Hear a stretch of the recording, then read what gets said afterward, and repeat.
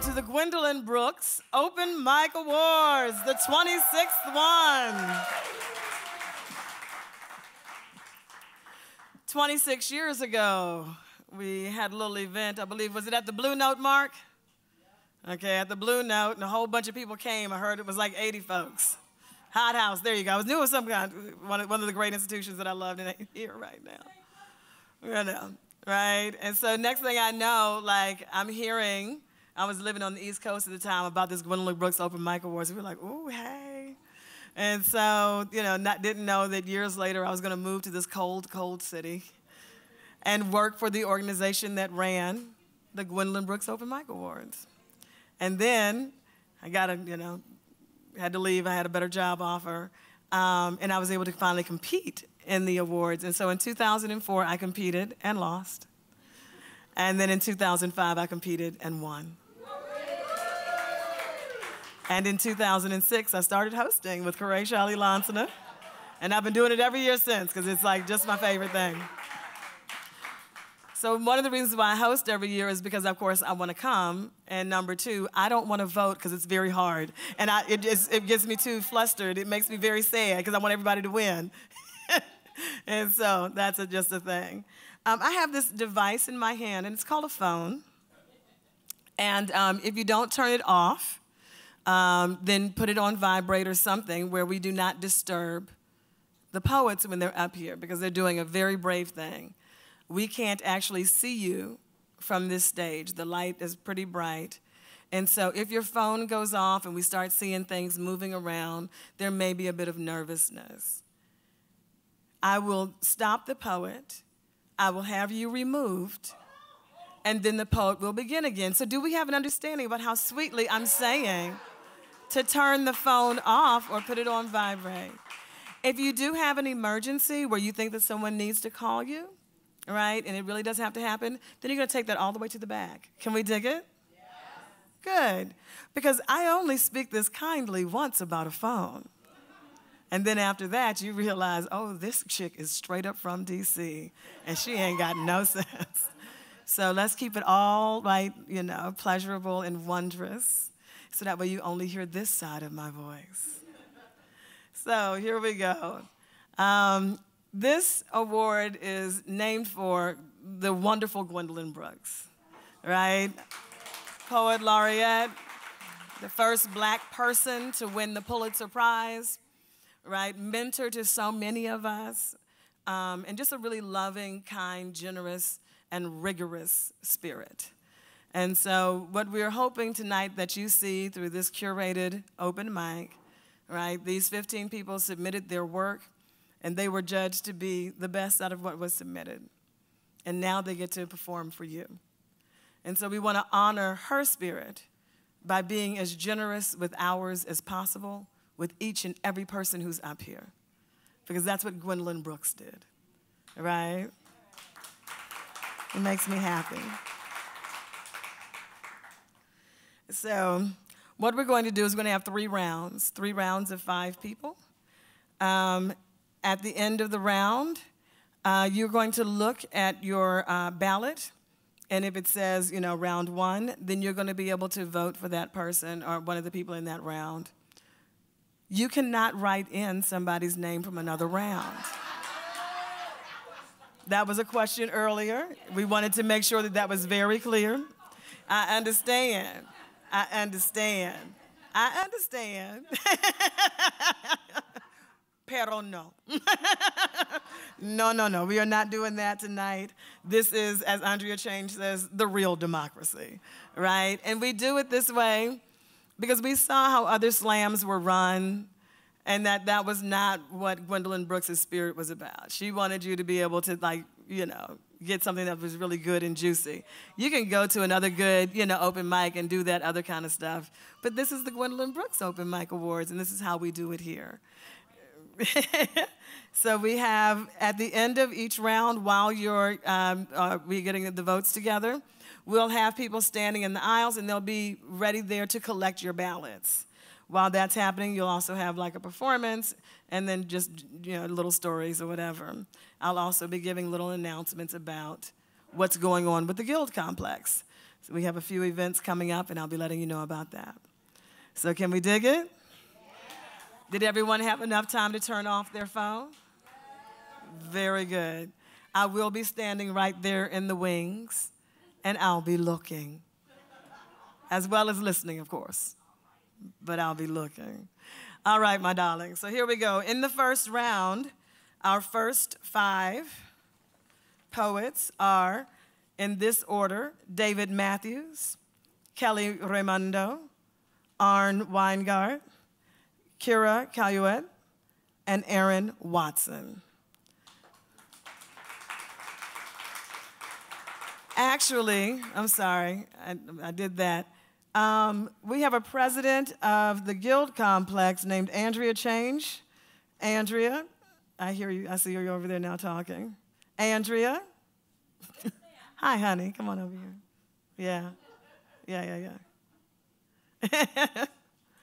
And so the president of the Guild Complex, Andrea Change. So the reason we asked Tony to do this because we get a 2-for-1. We get a bouncer and a hostess. So it works out for us. Again, for those of you who I hadn't had a chance to say thank you for coming out, please, thank you for coming out. Before we get started, I want to give everybody a round of applause. Please give yourself a round of applause. Each year we get lots of submissions for the Gwendolyn Brooke Open Mic Awards, and Tony didn't mention that when we first held it, there were about 70 or 80 poets, and like a true democracy, everybody had a chance to read. So from like 6 o'clock to about 12 o'clock, there was like poetry, and more poetry. And they had to judge at the end after hearing 70 poets. There were no rounds. And the interesting thing, up until her death, is Gwendolyn Brooks would show up each year and sit and listen to every single poet read their poems. Now, she's not with us tonight, but the person who will be announcing the winner and giving you the check is Nora Brooks Blakely, her daughter.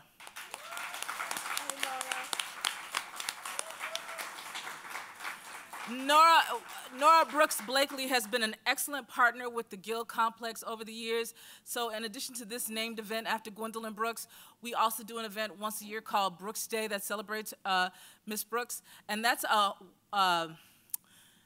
want to say marathon reading, but it's a reading of just Gwendolyn Brooks poetry. And if you haven't had a chance to attend this event, it's usually held on June 7th, which is her birthday. And there's an opportunity to not only hear her work by different poets, but hear how it's interpreted by other people. And it's a really wonderful event. So in June 7th, check that out. But I also want to thank, because there are numerous submissions, and as Tony mentioned, it's a curated open mic. We have judges. I don't know if the other judge is present, but one of the judges, Henry Sampson from the Poetry Center, is here tonight. Thank you, Henry. It really is a tough job to siphon through all those poems. I get a chance to sort of look through them as the submissions come in. I'm glad that I don't have to choose. And I will say that the beauty of that process is that it's judged as a poem, solely as this piece on a piece of paper. So we don't take into account what the person might sound like. We don't take into account how you might read it. So those poems, those curated poems that are judged are really the best out of the selection that we see based on what we have in front of us.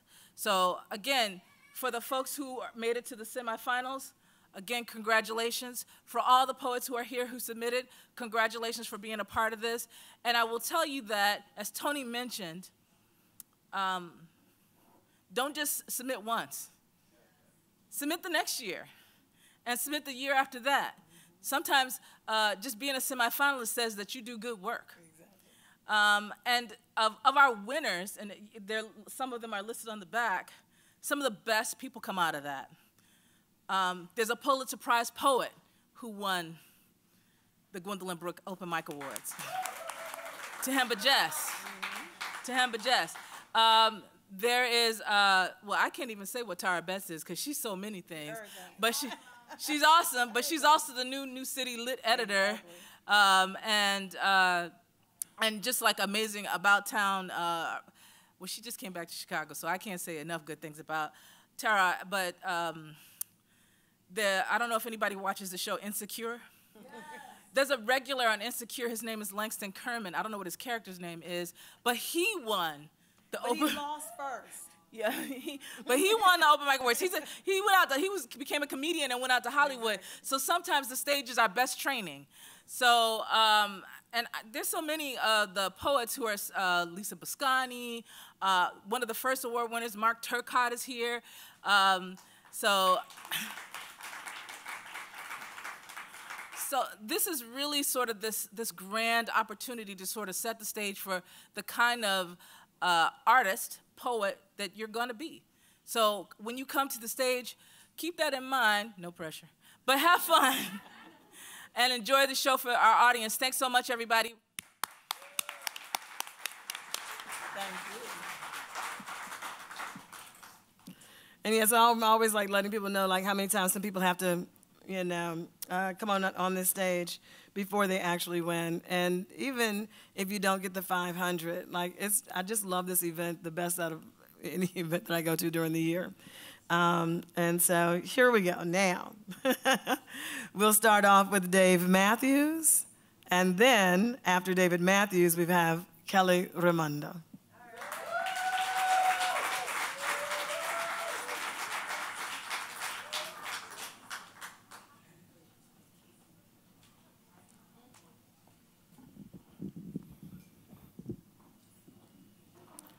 Chicago shrimp shacks. In the Chicago I'm from, working folks cash Friday paychecks to treat themselves to deep-fried shrimp from mom-and-pop shacks that used to be all over. Places with names like Vito and Nick's, Al's, Fat Johnny's. Back then, no one would say shit like, shrimp from shacks will bring my property value down. Everyone waited in long lines out the door like sacred communion to be full-fledged citizens of the democracy of Greece. We dipped those juicy, thick jumbo shrimps like classically trained painters in tangy cocktail sauce or hot sauce with zing or mixed cocktail sauce with hot sauce together. Back then, no one would say shit like shrimp from shacks aren't gluten-free. It was a reward for getting by. That was big in the Chicago I'm from. The best shacks for us were in black South Side neighborhoods. Big, greasy brown bags for low prices. The greasier the bags, the better the shrimp. We would pull over like we got pulled over, and I remember waiting for my stepdad in our beat-up avocado station wagon with a bad muffler while the radio played something like Cheap Sunglasses.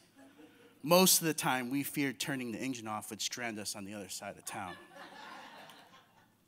Back then, no one would say shit like shrimp from shacks sounds seedy. My stepdad talked to the black guys behind the counter like he was talking himself out of a speeding ticket or giving a cleansing confession. Deep-fried shrimp and sauce was our transubstantiation. Some of those places are still scattered like buried treasure. I can find them like an old stray cat that knows which back porches to go to in between licked wounds. Thank you.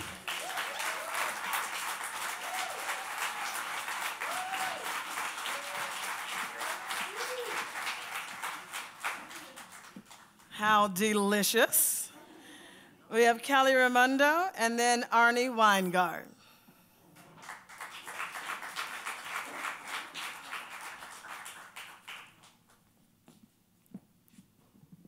Hello. My name is Kelly Raimondo, and the name of this poem is Smoke. In your womb, I met your killer. As you gave birth to me, I saw him sitting tableside, glaring in his masquerade. That's all it ever was. His slender orange-brimmed silhouette in square-box shoulders lying next to you. His hands will rustle your throat, strike the youth away, batter your lungs to tombstone. Cigarettes are a man.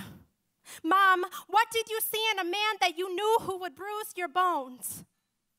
You never spanked us. You swore to never lay a hand, but we always got that second hand. I used to beg for mercy, but the tobacco kept burning. I would have rather you beat us than let him smother us. Smoke. Our whole childhood, he ransacked our apartment with smoke. We tried to warn you. I wrote poems about his lethal punches into the drywall and the yellowing of smoke and yellow on the paint.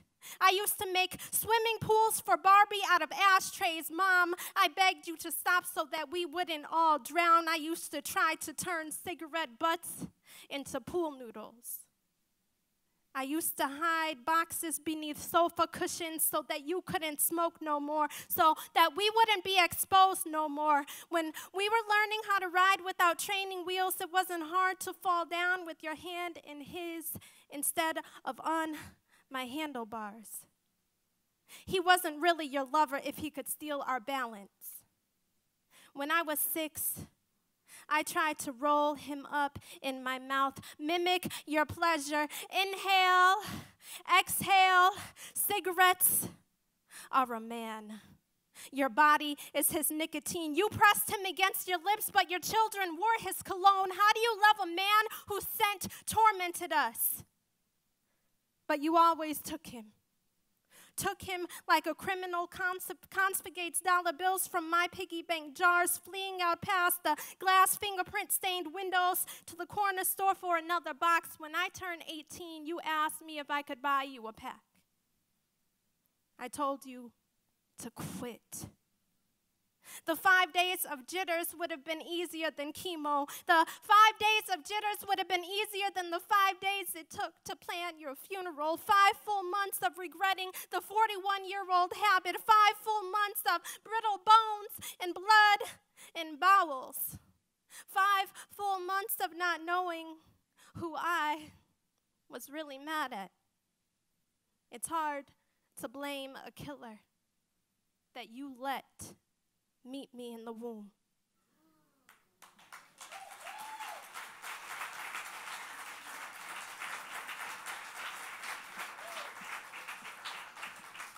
Whew, yes. Also, just to let you know, poets, we are going to be taking a group picture afterwards, so make sure that you stay to the end. Now we have Arnie Weingart and then Shakira Caillouet.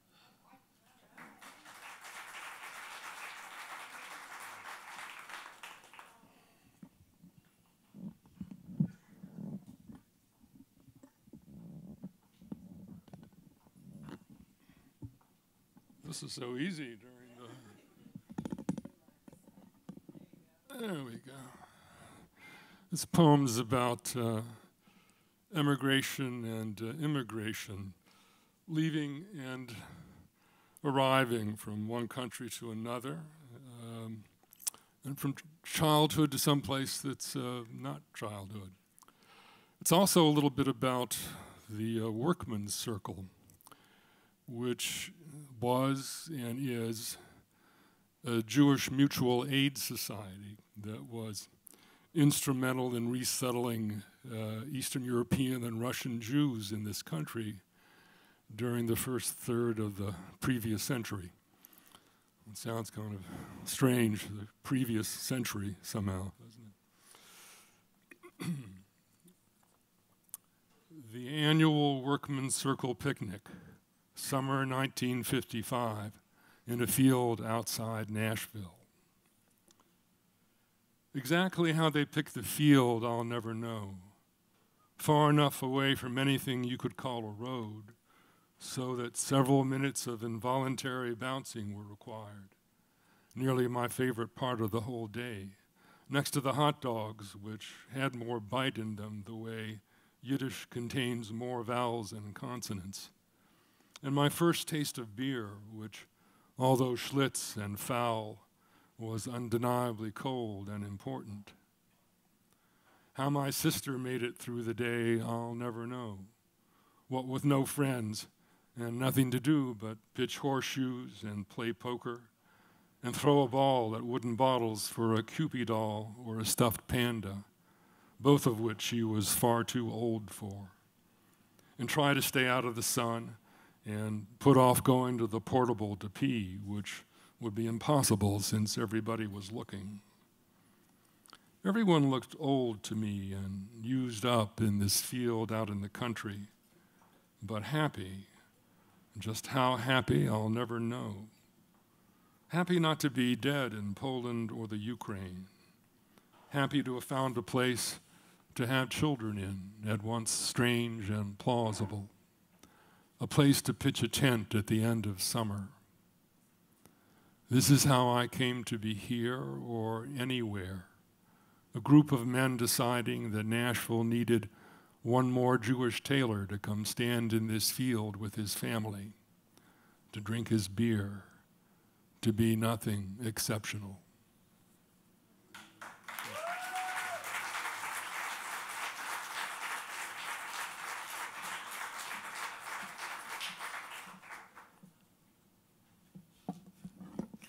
That's what 5'2" has to do, right?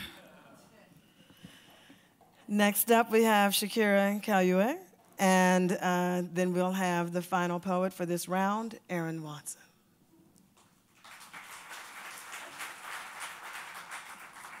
I'll keep this right here.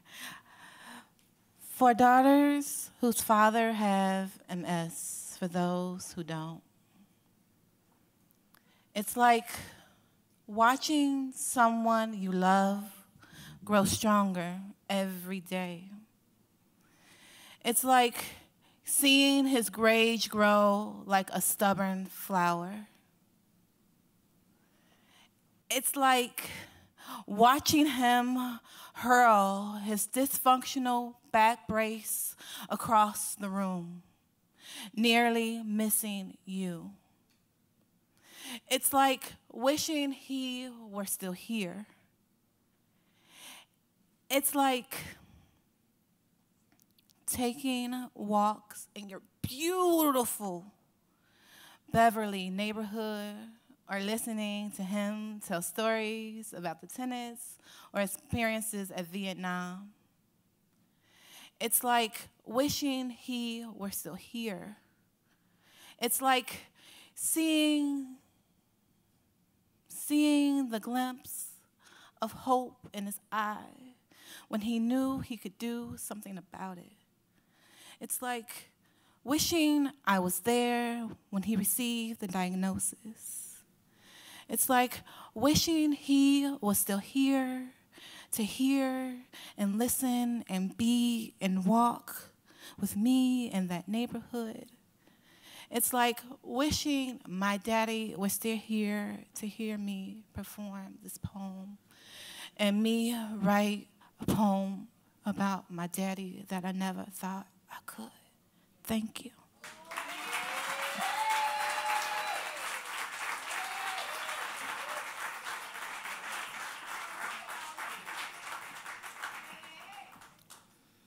And now we have Aaron Watson up. Once Aaron Watson reads, then please vote. Thank you.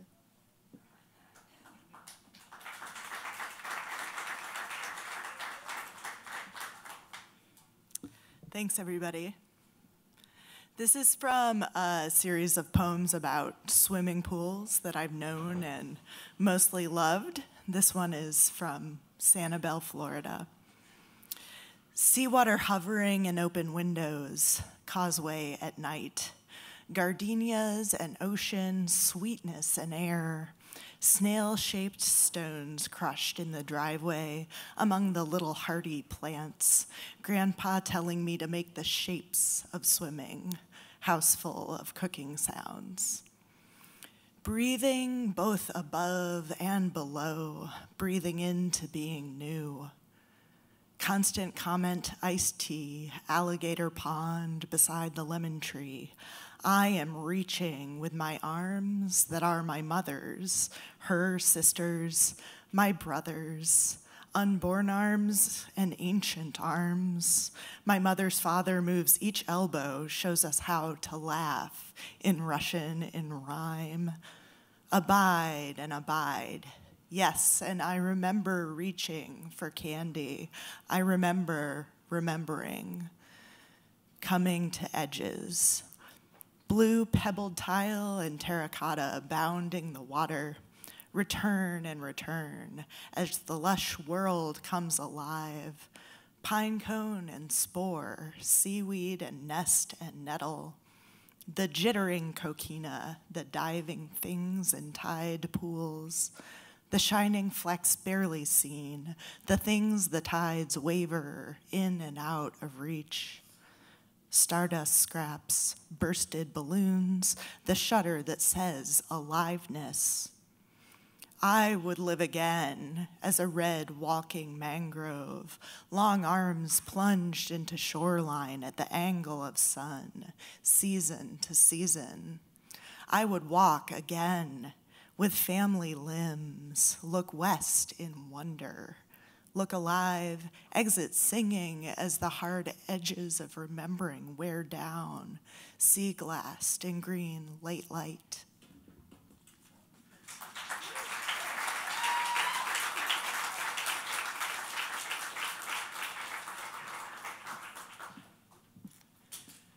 I bet you wish you were hosting now so you wouldn't have to vote, because this is hard. This is so hard. I mean, oh my God, they're all so good. Let's give a big round of applause for the first round. Thank you.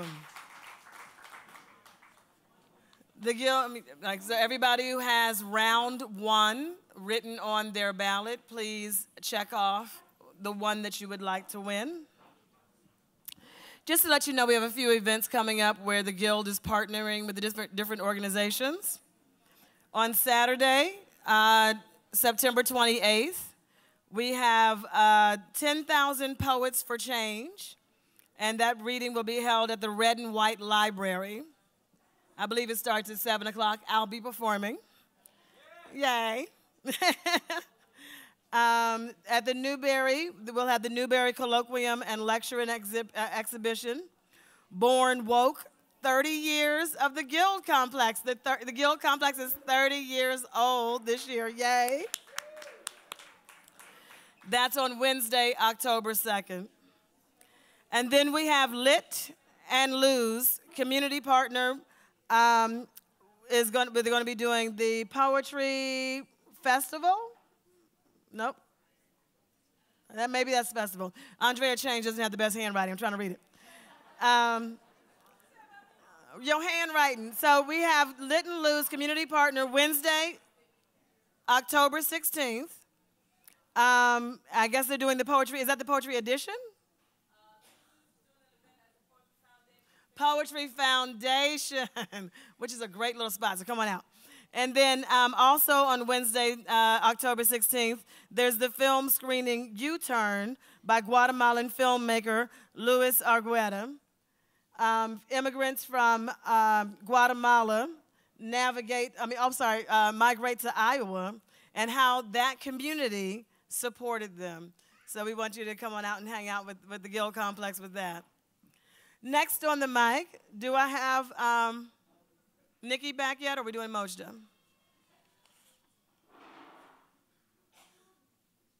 Andrea? Andrea? Is Mojda? Okay. So we have Mojda Stokely coming to the mic. Now, I don't know if you've ever checked her out on Facebook, but she's always giving like the most wonderful explanations and quotes just about life and politics and education and poetry and all that. So we love her so much. Mojda Stokely is a writer, performer, and arts public health educator. She was recently named the 2019 Artist in Residence for both Elastic Arts and One City, One Poet. When she's not being a creative savant and community leader, she is engaged in HIV prevention research. She founded Interfaith Poets, Lethal Poetry, which I absolutely love, Lucid Arts Lab, sits on the board for Surviving the Mic, yay, and has executive produced Lethal Poetry Nights of Sight and Sound, Art on Track, the world's largest mobile art show, and she was at the 29th National Poetry Slam in the U.S. This here is going to be a real good treat for you now. This is Mojda Stokely.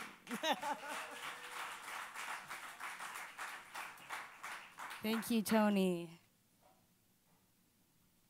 I think the real treat just happened and will be happening for the rest of this evening. So you guys are a very lucky audience with a very gracious host. So but by now, y'all should know about Gwendolyn Brooks, yes? We got one sure over here. We got to work on this. Gwendolyn Brooks is one of Chicago's finest. A writer who I think changes cells with her words. So if you're here because you know someone who got into the competition, but you don't know who Gwendolyn Brooks is, open your phone right now. I should see some phones opening. Open your phone right now. I'm just gonna wait until, because I'm at the end of the first one. I'm at the end of the first round. They're tallying. Oh, okay, fine. All right, well, you guys are going to Google Gwendolyn Brooks. You know how to spell her name because you got here. You saw the event. I'm on to you. One of her poems has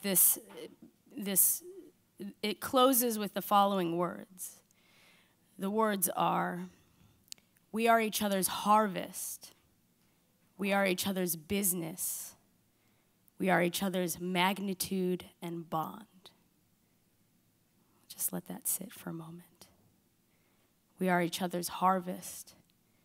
We are each other's business. We are each other's magnitude and bond. So this little snippet of Gwendolyn Brooks' writing has ascended itself into scripture for me. At least it feels that way. Might as well be from the Quran or the Bible or something else that's great and bountiful. I've like put it up in my home in multiple places so that it is how I start every day. It feels like the way to remind myself how important it is to empathize and how important it is to get sort of involved and also listen and watch and participate in each other's lives. So I'm going to perform a couple poems for you, but I want you guys to think about the nature of this quote. And while these poems are from my lived experience, I know that my pieces, or reflecting on someone else's lived experiences through my own, I know that, this is the way that we ought to be. We ought to be considering each other our harvest, right? Our sustenance, our business, something to be concerned about. Our magnitude, it should be weighty, and our bond. We don't survive without each other. This first poem is called Skittles. It is an elegy for Trayvon Martin because it still hurts. After Anthony Ragler, Omar Holman, Jordan Peele, Gwendolyn Brooks, and Dr. Joy DeGruy.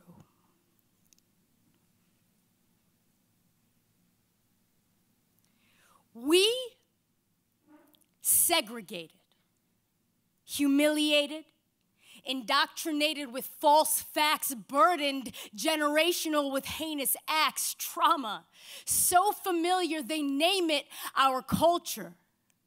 Our children praise false fruits, hunger for aid cool, flip their trash for cash because our kids ain't fool. Once in a while, I treat myself to some Skittles. It's not a regular thing for me because the first three ingredients are sugar, corn syrup, and hydrogenated something death. I don't know. It's not a regular thing for me because I'm already watching for inevitable diabetes, maybe. But when I do, I buy them late night corner store compulsive. I like them in secret. Impatient strides, I wait to open them at home. I enjoy the process like Pulse for Sugar Prophet. At home, I tap pour them onto the counter and segregate them by color with a butter knife.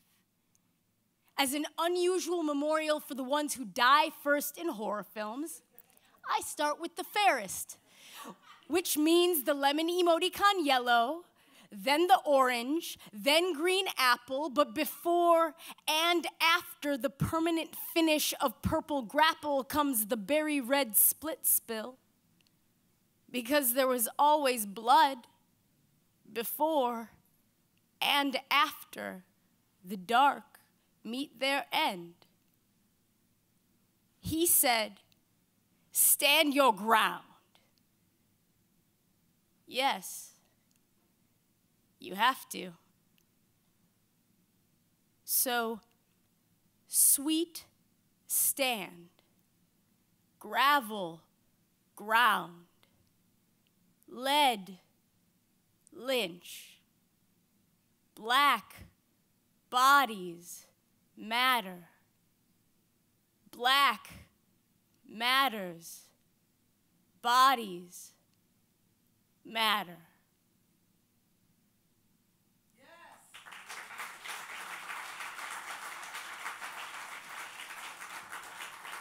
Thank you. We are each other's business. We are each other's magnitude and bond. This next poem is a selection from a greater body of work, but it is called Testimonies for the Plea Deals of Willing Scapegoats. Do you guys know what a plea deal is? We're on the side of town where maybe most of us know what a plea deal is, sadly. So this collection of works is effectively, a lot of folks who look like me, mostly men that look like me, will accept a plea deal in court in order to get a lowered sentence for fear of just not winning the case, right? Like the cards are stacked against us. And so this collection is a series of pieces in which I'm creating a plea deal because the cards are stacked against us, right? From each of my individual identities, in theory, for a preferred outcome of some kind. So testimonies for the plea deals of willing scapegoats in 3 parts. 1, the teacher. Make me uninvited guidance. These children will not be weeded. I showed them how to dandelion their way into better schools posing as flowers. Make me honey maker, noble protector. Leave my stinger in their flesh necessary. Make me delicate and brave. Make shelter of my hands to keep polluting words from my students' gardens. Make me soil, rich with nutrient yet still dirt, or the fragile seed from which a youth may bloom. Make me accidental Monsanto hybrid food desert gift. Make me flourish sick. 2, the colored woman. Make me a new tale so that I may leave the old one distraction and no longer be prey. Make me desert walker, skin like ash, ashy midnight water bearer, so that we chameleons may wash ourselves to glisten at dawn again for cool. Evaporating kisses of sun, better us reptile women don't boil. Make me married with equality without question for how my desert days made wrinkle of my purity to survive roadrunner men. Make me man maker, save God. 3, the Negro. Make me equal. Make me created equally. Make me incarcerated for free future. Make me calm so that I may pursue happiness. Make me calm so that I may know liberty. Make me calm so that I may know life. Make calm safe. Make me under God indivisible safe. Make me safe. Make me safe. That's a deal I would take. Thank you.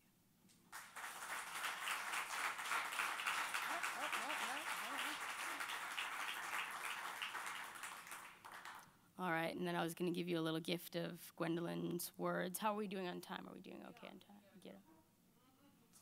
Are We doing good? We're done? We're good? Okay.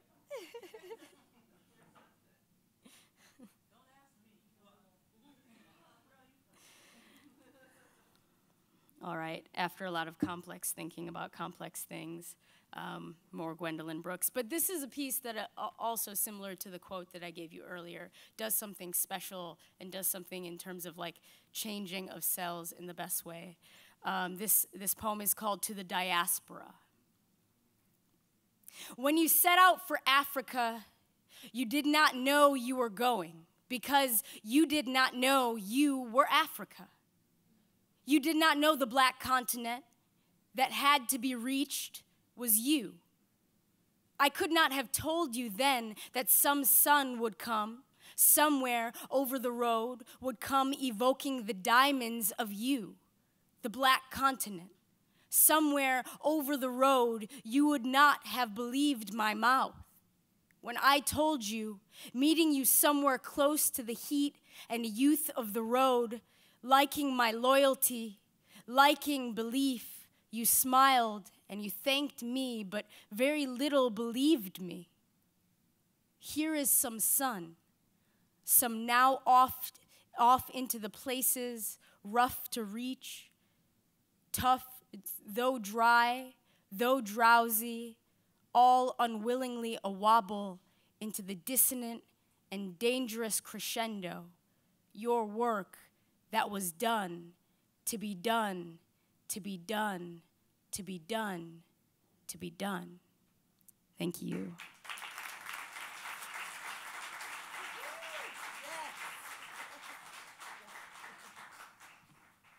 All right now. Did everybody turn in their ballots for round one? All righty, no more ballots out there? Good, good, good. Now we're about to start round two. In this round, we have Xenia Ruiz, Myron Stokes, Aaron Sweeney, Stephen Hollander, and Alice Brown. First up on the mic will be Xenia Ruiz, followed by Myron Stokes.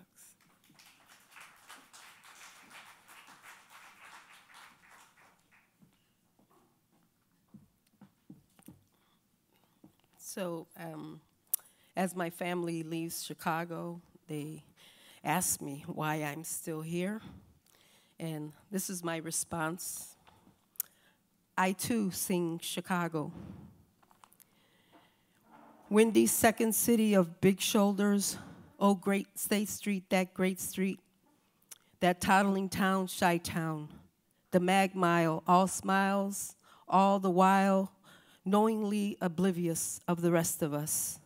I am that child, the middle child, the problem child, the kinky-haired, bald-headed stepchild, sent to his room without dinner when the invaders come calling.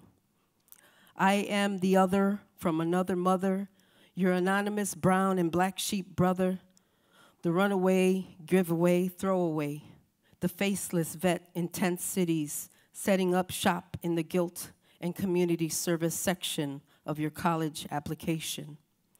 I am the kitchenette in the Black Belt, the shotgun shack, the limestone 3-flat, transformed into a loft, townhouse, mini mansion, smack dab in the inner city. I am the kidnapped, the displaced, the bracero, the taker of jobs unwanted in the bathrooms and kitchens of luxury hotels, pickers and packers of GMO crops and assembly line cogs. I am the masterpieces, those testimonies on rail walls and exposed building canvases revealing our struggles, celebrating life and marking territories after the first immigrants surrendered and deserted. I am the entrepreneur molding a living from leftovers, the elote man, the piragüero, the snow cone grandma, the cannabis-dealing businessmen on BMXs, catering to your sheltered parochial-schooled grandsons who unabashedly still claim the city proper as their own. I am the weed that flourishes through the cracks, the fissures in the system, through your precious grass tended by the underpaid, underappreciated, undocumented, tax-paying non-citizen. I am Humboldt Park, Englewood, Pilsen, West Garfield, Austin, the Wild 100s, code names for stay away, far away, red line districts undergoing settlement into millennial concentration internment camps. I am Rakia, Samaje, Laquan, Concepcion, Lewis, and Juan, those red flags on resumes, misspelled, mispronounced, rejected before review. No old world biblical derivations or fancy meanings, but to their mothers. I am the Cabrini Green, Robert Taylor ex-resident, denied gated communities, pushed to scattered site housing, no longer begging for that little piece of pie in the sky. So I will not go gentle into the good suburban ghettos of rows of houses that are all the same. I will rage against the dying of the right to exist, resist, to protest, nonviolent or otherwise, by any means necessary. So take the good with the bad, take the hip and the rad, take the edges and in-between wedges, and no, you do not get to choose. Take it all, or take nothing at all, because I, too, sing Chicago, and I am here to stay. Thank you.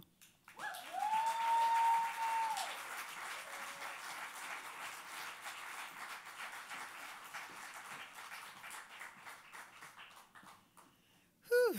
Kicking it off with, some great kicks there. Thank you. We have Myron Stokes and then Aaron Sweeney. Yes. Put your foot on the bottom. Okay, on the bottom. There you go. All right. There you go. Okay.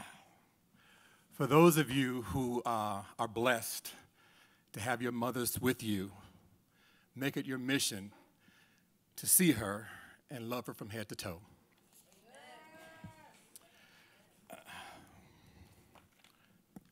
Losing Susie.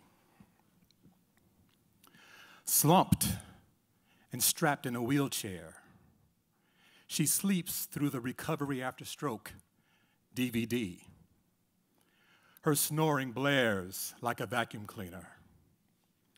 Drool streams from her bottom lip like Karo syrup. Dribbles down her chin, the front of her Gap hoodie. She's without her wig with the auburn highlights. No diamond rings, no diamond earrings, no Dolce & Gabbana emanating from her chest. But her red nails are striking under the bright hospital lights. She has no idea that I'm staring at her. I want to shout, "Wake up, Mama, wake up, goddammit! Pay attention, everybody hears you." An icy blade of shame gashes my heart, and I hate myself for it. Her eyelids part as if she's hungover. Her head bobs like she's under a spell. I wave at her, almost frantic, looking and feeling silly. She raises a limp hand, points a red fingernail at me. Her depthless brown eyes flicker no recognition of her firstborn. "Mama, it's me," I nearly shout. "I drove from Chicago to see you. It's me, it's me, it's me." My fists are clenched. She nods off again. Her motorized snoring resumes. Her room has seductive, sublime views of Lake Michigan, treetops, church steeples, and Victorian homes. But her imagination is under siege and can no longer be seduced. I massage her feet with cocoa butter. I pull her toes, caress her ankles, her hands, arms, elbows. Moans of gratification escape her. "That smells nice," she mumbles in a crippled, garbled voice. I comb her tangled, matted hair as best I can, tie a purple paisley scarf over her head to make her fashionable because she so enjoyed looking her best. I shave 3 silver hairs from under her chin, apply a smear of lipstick, stand back, and admire my masterpiece of a mother. "You look beautiful, Mama," I say. She grunts in disgust, looks down at her graceless fingers. It's been 3 weeks since her stroke. It dulled the blade of her formidable wit, tarnished the gleam in her sassy spirit, blew out her charismatic flame. I want to ask her the recipe for her sweet potato pie, cornbread dressing, smothered pork chops. I need her to brag about the flowers she'll plant next year, how she wants to find a good younger man that would rock her world and make her feel 70 again.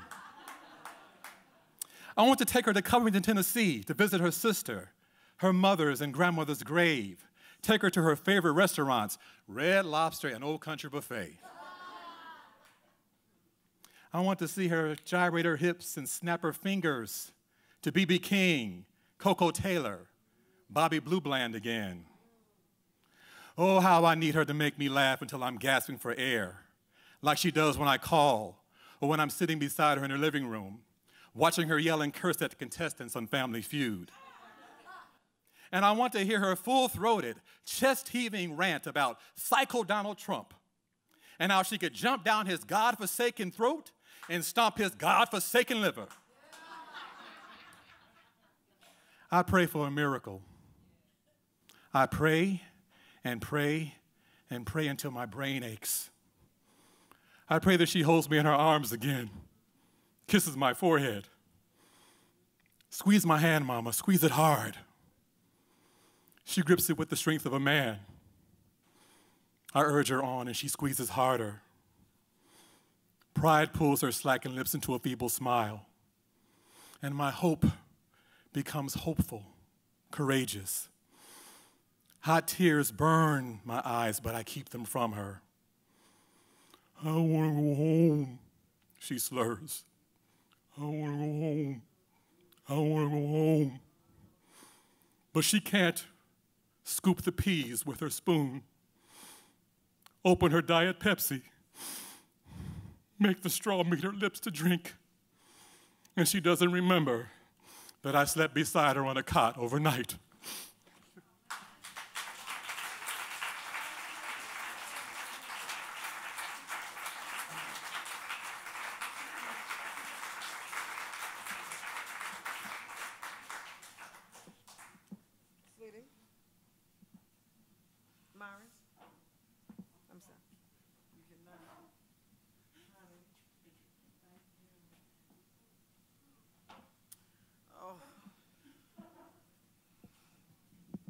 But I do have to ask you, what is it about old ladies that want to stomp the livers out of people? I don't understand. My mother offered to do that several times this past week, and I was just like, really, the liver? You got to go all through. Okay, I'm sorry. But thank you, Myron, you're beautiful. Next up, we have Aaron Sweeney, and then after that, we're going to have Stephen Hollander.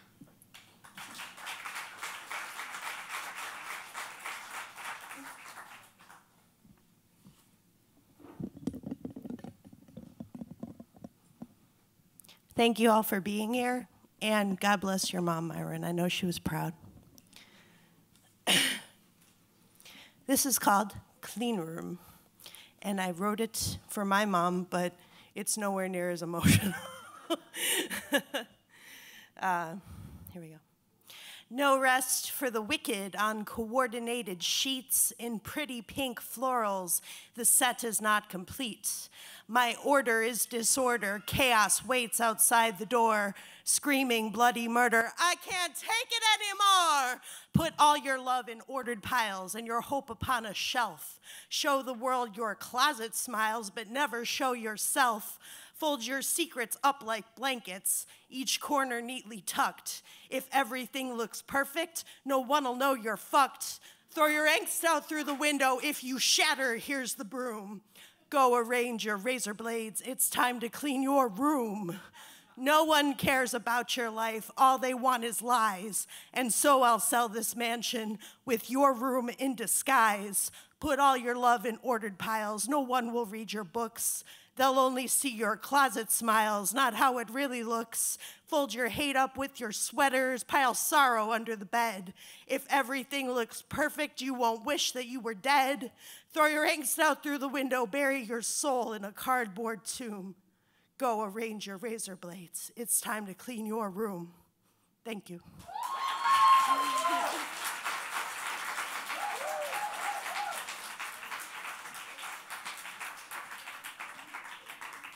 Mm-hmm.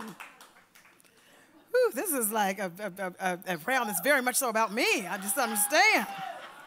Got it all in there. Stephen Hollander is up next, and then we'll have, finishing out the round 2, Alice Brown. Stephen.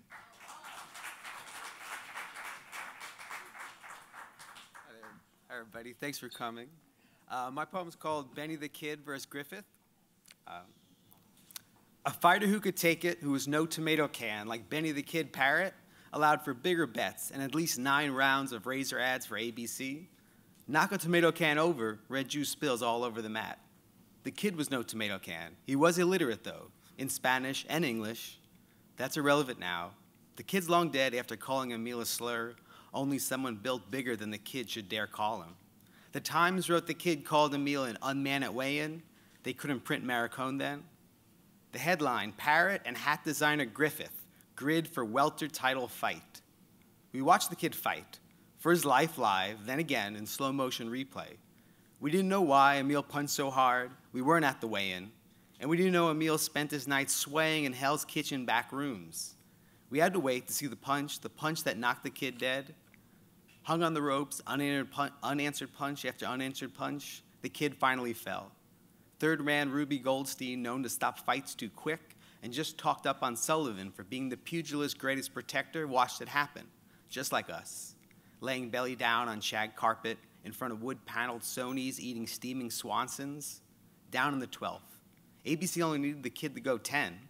Funny, the kid lasted 10, in intensive care too, before being shipped for burial in the Bronx. I swear I saw a chunk of the kid's brain on the mat when the announcer said, and the camera work, beautiful. It was a small black mass. Brains are white, probably just blood, but the picture wasn't in color then. The kid slumped in the corner, ABC cut from the dying boy to a cartoon Gillette ad.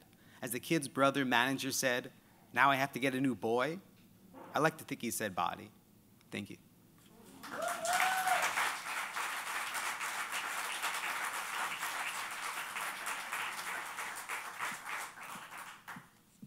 I always love the word pugilist. Sorry, thank you, Stephen. Next up, we have, ending out round 2, Alice Brown. And remember, after this one, poet, you are then going to vote, and we're going to pick up your ballots. Alice Brown.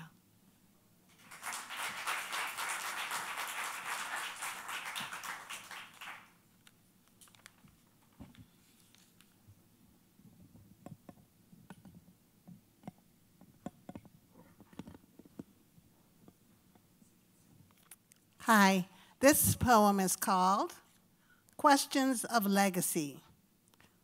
A former teacher once asked of me, "What will your legacy be?" Margaret Burroughs was the teacher's name. To get students thinking was her aim.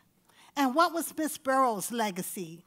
She was a person of great integrity and the queen of creativity.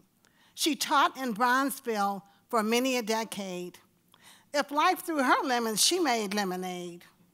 More than an artist, she was also a writer. Her work made the humanities brighter.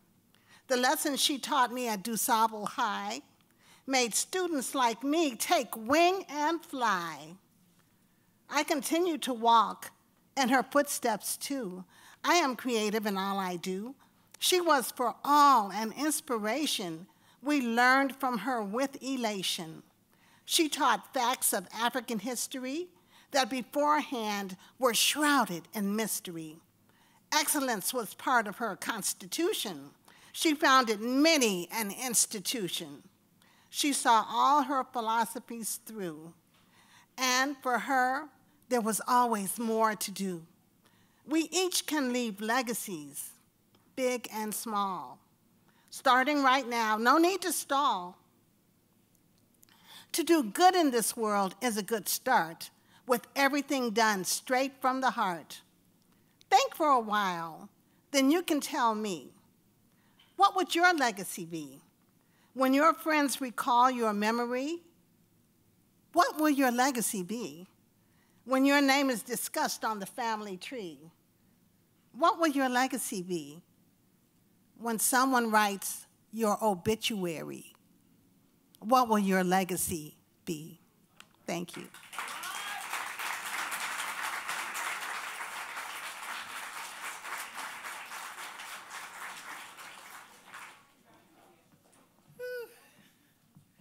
I know it's hard. There's so many great ones in this one, in this round, so we really appreciate it. Give it a round of applause for round 2, all the contestants. Take out your little voting slips. Let's get that voting going on. Next up on the mic, we'll have Nikki Patan. Is she back? Okay, all righty. You know, I can't see nothing on this stage. These glasses are only for reading, and everything else is just like. So Nikki is a longtime friend of mine for about almost 20 years. I remember seeing you up on stage my first night in Chicago, hanging out up at, what was the place that Billie Holiday performed in? They do the slams there on Lawrence, the Green Mill, right? Then we toured together with, Young Chicago Officers. We did all kind of great stuff. She's performed at Expo Chicago, the National Black Theater in Harlem, Brooklyn Museum, the Black Arts Retreat, at the Erie Crown Theater here and UIC Pavilion, and many other spaces in the U.S., New Zealand, and Australia. Patan founded Surviving the Mic, which is, hello? Oh, I'm sorry, which creates brave space for survivors of trauma. She holds an MFA in creative nonfiction from the University of Southern Maine and is an Illinois State Certified Crisis Counselor. Her writing, performance, and design work can be found at nikkipatan.com. And then just to let you know, too, Surviving the Mic is an excellent organization for you to look up their website. They have great resources for those who've been in crisis. And if you know anyone or if you yourself are, and especially dealing with a sexual assault. So here's a woman that I admire and just enjoy and love, and also like all the stories about her child. This is Nikki Patan.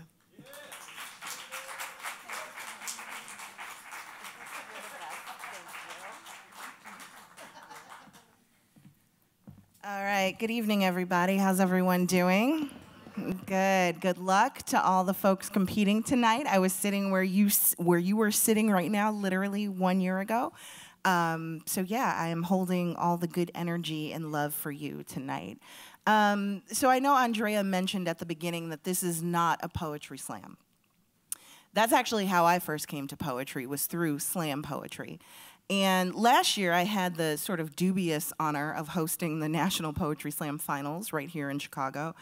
And in honor of that, I actually wrote a poem about it. And I thought tonight would be an excellent opportunity to reprise that piece. So this is called The Points Are Not the Point.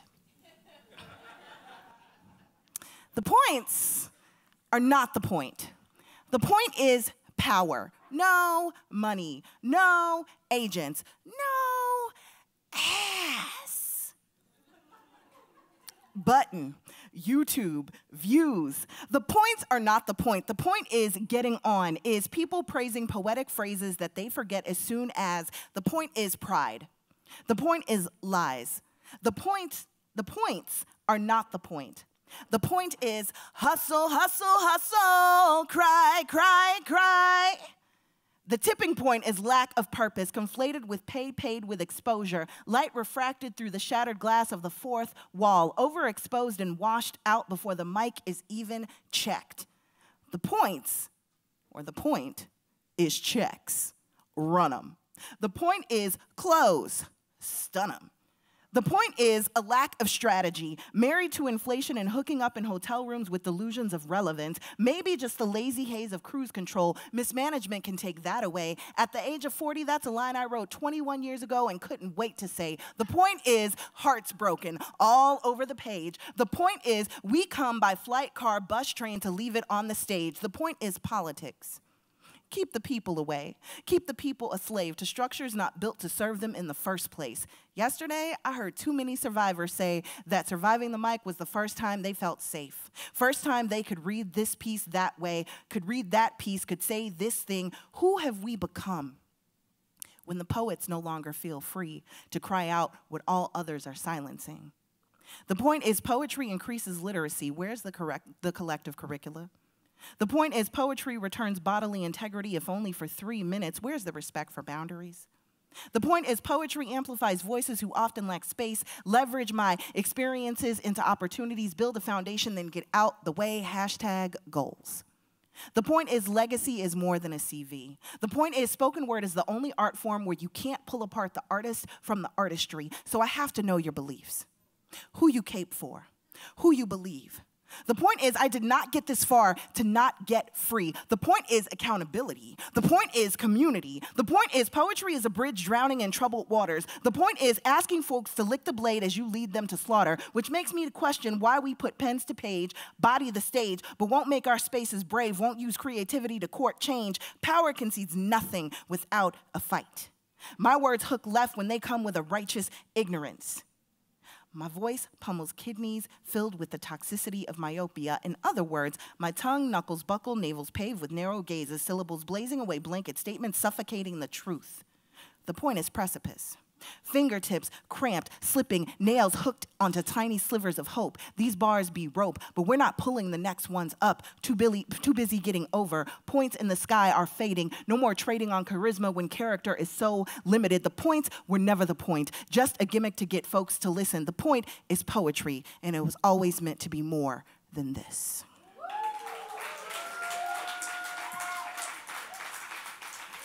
So, one of the reasons why I became an advocate of sexual violence has to do with the fact that when I was really young and a new teaching artist, one of my students was sexually assaulted by a fellow teaching artist at a very well-known organization here in Chicago. And when I let them know what was going on, they did exactly nothing.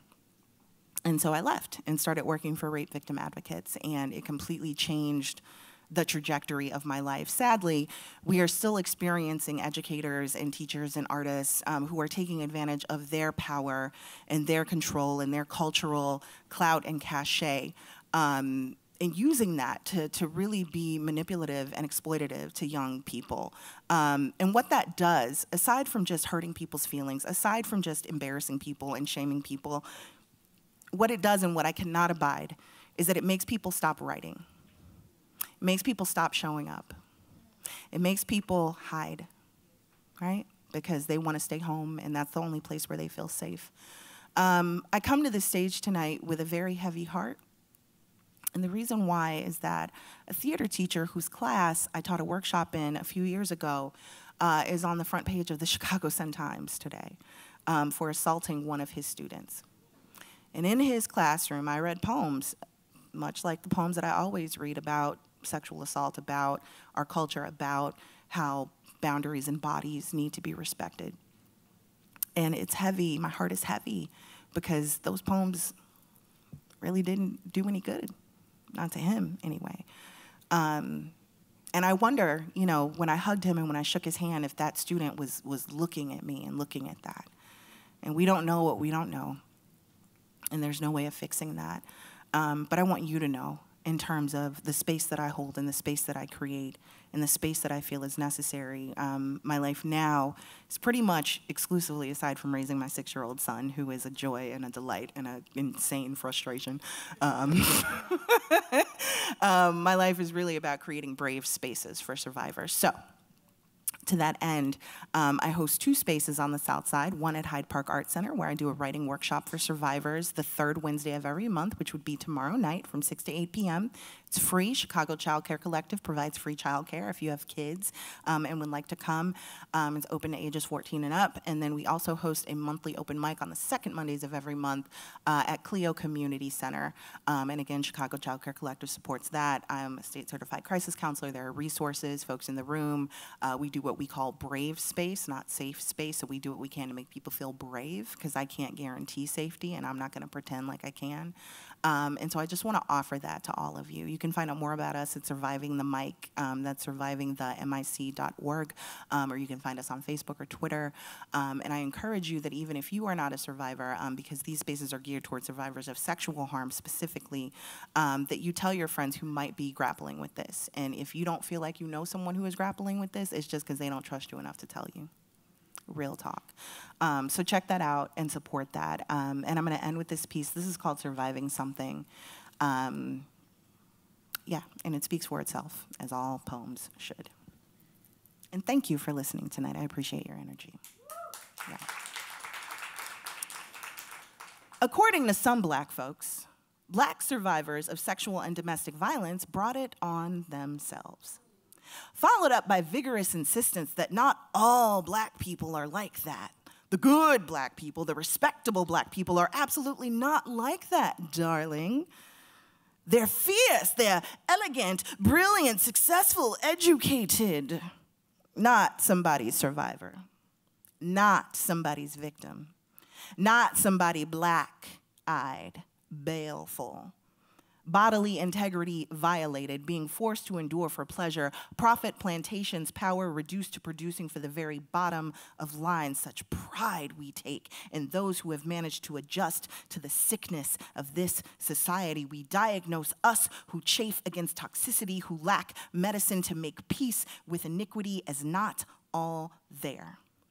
Ghetto, hood, ratchet, ignorant ass Negroes, bitter, angry, Black baby mama, thugged out, thought crackheads who just don't want to do no better. As not all of us are like that yet. I am one of those, a survivor and a Black.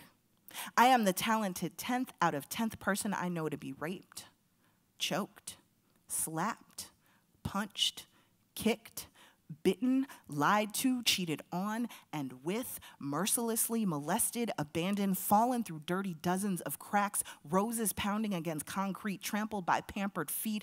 We exist here and there across spans of genders, sexuality, sizes, classes, abilities, and accessibilities, ages, on stages, pages in classrooms, courtrooms, corporate boardrooms, church choirs, and trap houses, surviving in the blur of intersectional invisibility. All surviving something in between lines of Black which intersect all. Great grid of universe woven tight with Black matter, how it holds the weight of gravity without back-breaking, Black-blowing breezes, sweet Black and mild, surviving nothing to live for with wielding wind gone ballistic, ripping Black from the land, stripping blood from backs that were always strapped. Always strapped. We still haven't come back from that.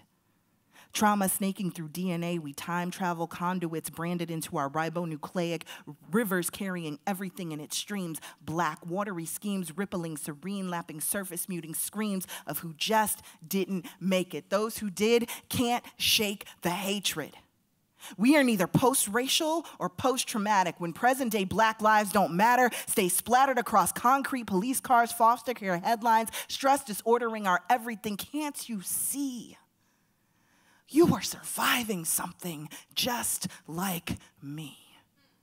You may have never seen yourself bloody with grief of someone else's cruelty, born of their own lack of healing. You may have never looked broken. Skin always touched with love, but something, if what you are is Black, something has laid you low, made you bend and carry what was not yours. Not so different from me, from the least of these.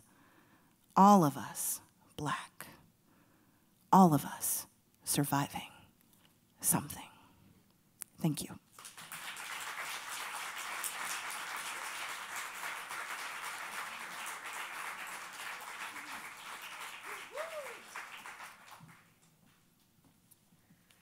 All righty. And now we start the final round, round 3. So we'll have Sharon Powell, Isaiah Maker, Arturo Alvarez, Aaron Rue, Stacey Wade. So here we start off with Sharon Powell, and after her will be Isaiah.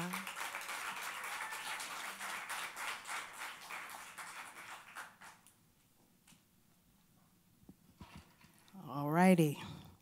Thank you. This is American History X, not the movie. See, you keep getting this confused with an election. This is a way of life, people.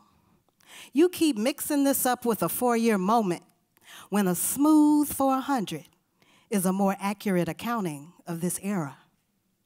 But you know, Americans ain't so good with math. We just set Negroes free because we too lazy for fractions. You keep interchanging the words party and people like they are the same thing. You go to a party. You throw a party. You can even join a party. But no matter how much fun you are, you can only be the life of the party. And if over the course of our lives we can muster up at least 2 lifetime friends, there can be lots of parties, not just 2. Elephants and donkeys are the circus, which, by the way, is closing. You keep saying shocked when you mean I had no idea because I didn't have to care before. Americans are animal lovers. We still like canaries because it means we don't have to suffocate first. You keep saying it has been bad before, as if we did not have to bury people at each of these junctures, as if hoses and rape were just so easy to navigate back then, that we can just pull our dignity, mental stability, scars, and death out of mothballs and use that shit again.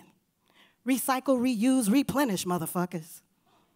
You still saying reality TV and real life like that shit is synonymous. When we live in a world where you gotta put real on food labels, or you could confuse Velveeta with fresh vegetables, gummy bears with grapes, and fresh fish with, I don't know, fresh fish. Because Mercury is still a planet since you found it in the seafood, and you know Pluto got downgraded in the war. These are alternative facts. Fight me. You keep saying electoral college like you can get a degree from there. With your sexy Pell Grants and red line Sally Mae loans that you can see forever on numerous rainy days, like this gerrymandered University of sham balloting was not built on the backs of slaves like everything good and nothing we can trade in for rewards or tuition. Like it wasn't invented, made up, contrived, hatched, cooked up, created from the ether to do some more of that ugly American arithmetic where you can get beat out of your freedom, your land, and your life. Not in any particular order. We ain't too good with letters either. Alphabetizing takes so long. It's so hard, Mommy. That's okay, baby. You'll get it right. We're teaching to this test. You keep saying community policing instead of surveillance and capture. Like police forces are not an Ancestry.com DNA test away from slave catchers. Like law and order ain't still a code, a whistle, a symbol, a stand-in for rounding up the them and not the us. Like lynching wasn't always a bad healthcare plan, and mass incarceration and institutionalized sexual assault has not always been passed off as for the good of society and the way things are. Boys will be boys, and only the guilty die in jail. See, you keep getting this confused with an election. This is a way of life, people. All picket fences, underwater mortgages, exceptional English only, precious electronic devices, guns, guns, and star-spangled bars, American dreams and success. A way of life, people. A way of life.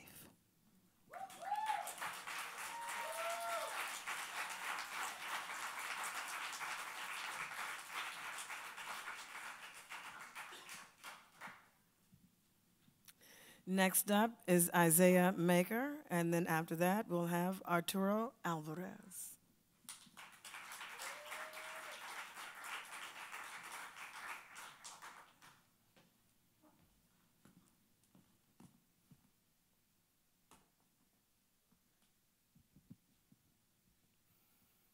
Name, Isaiah Maker. Title, Shot of Influence.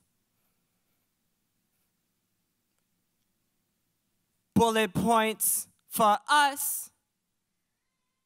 Bullet points at them. We take shots at the bar. They take shots at the limbs. Can a happy hour exist if you're doing time for crimes you're forced to commit?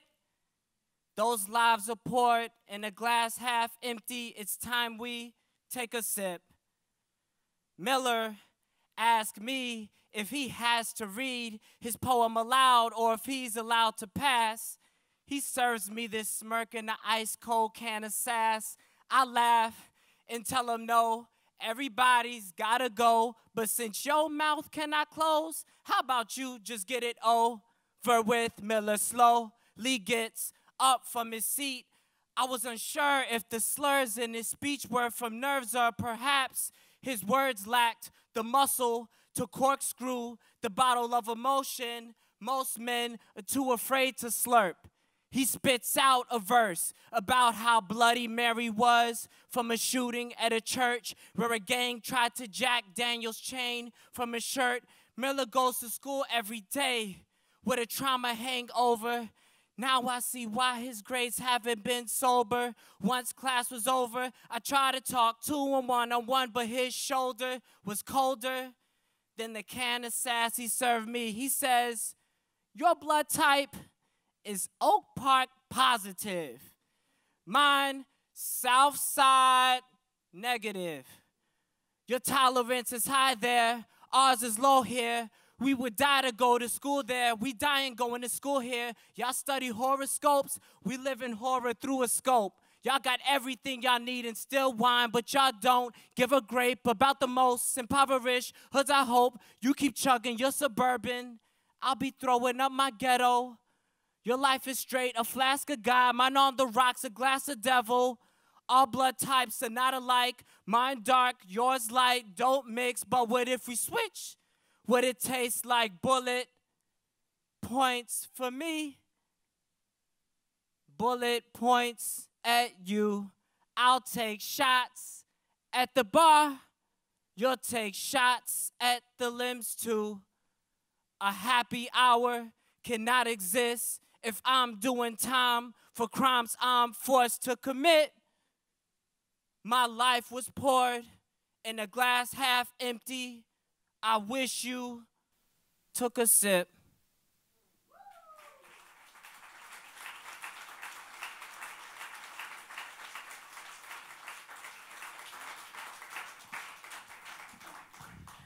All right now, yes, we love an innovation. Next up we have Arturo Alvarez, and after that we have Aaron Rue.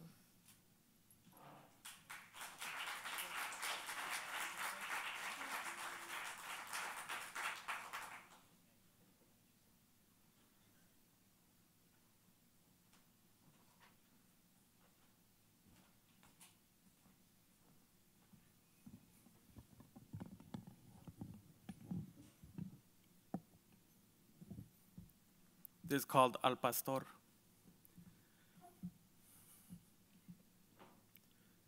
Obsidian ancho chili, deep and dark as the cosmos.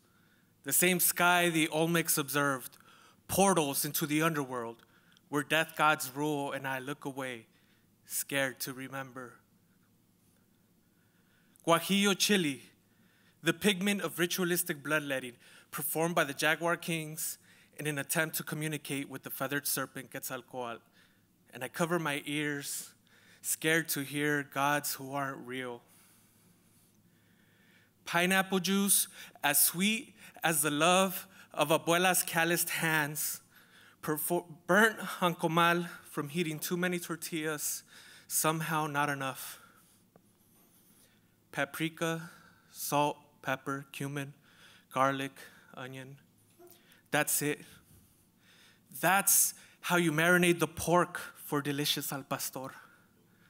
No more waiting in taco truck lines. No archaic happy hours or Taco Tuesdays. The recipe is yours. I give it to you before you take it. It's been traveling for centuries across border walls and language barriers just to get here now. Savor the moment. For once the moment has passed, the real work begins. Who will do the dishes? What will we do with the children that don't drown? Will we remember who we were before the cages?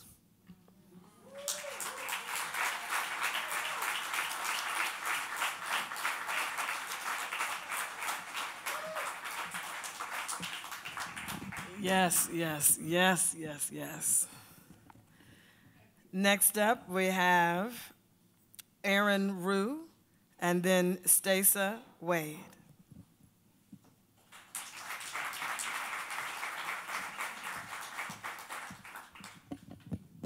Aaron, number 3.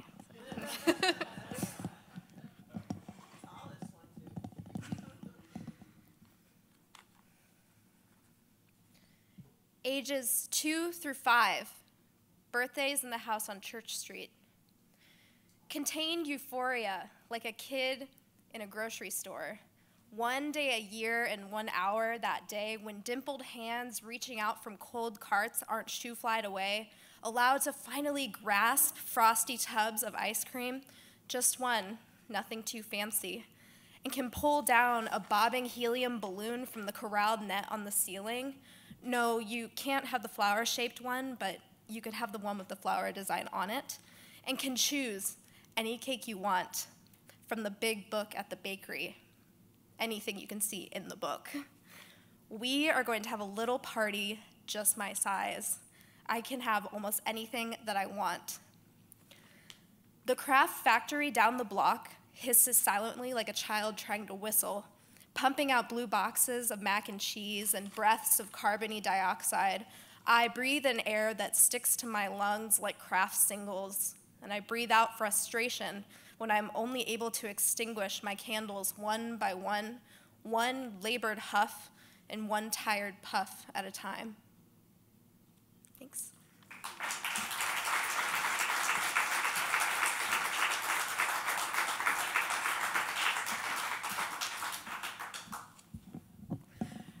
Stacey Wade is going to be finishing out not just this round, but the first, right, of this whole set. And then we're going to tally up all these wonderful ballots, and then we're going to figure out who the last 3 for the finalists are.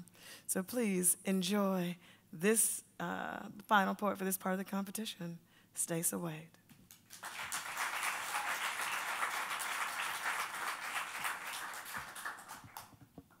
Hey, y'all. I'm Stacey, and this year I did my first big chop, cut off all my hair for the first time.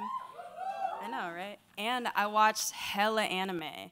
So this piece is called Bald Bitch, the Anime. My granny hates in a small way. With stretched lips and quick frowns, she hates my buzzed hair bigger, big enough to find words. She says, "What did you do?" I tell her she should know. She was there in the beginning when I pulled, pressed, and stretched between 2 hot plates. I burned it till it broke, and then I breathed.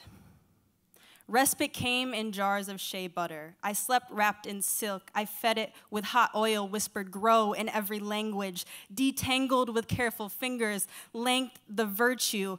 No such thing as just a trim, I was holy.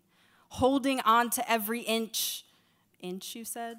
of split ends, choosing both paths. It grew, it grew, it grew until it reached around my wrist, pulled my arms to cross my chest, and blocked the sun. I slept in silence for 2 months. I grew gardens in the corner of my eyes, salty oceans on my cheeks. I woke up in a honeycomb hair chrysalis. My pinky nail was a katana. The room had mirrors for walls.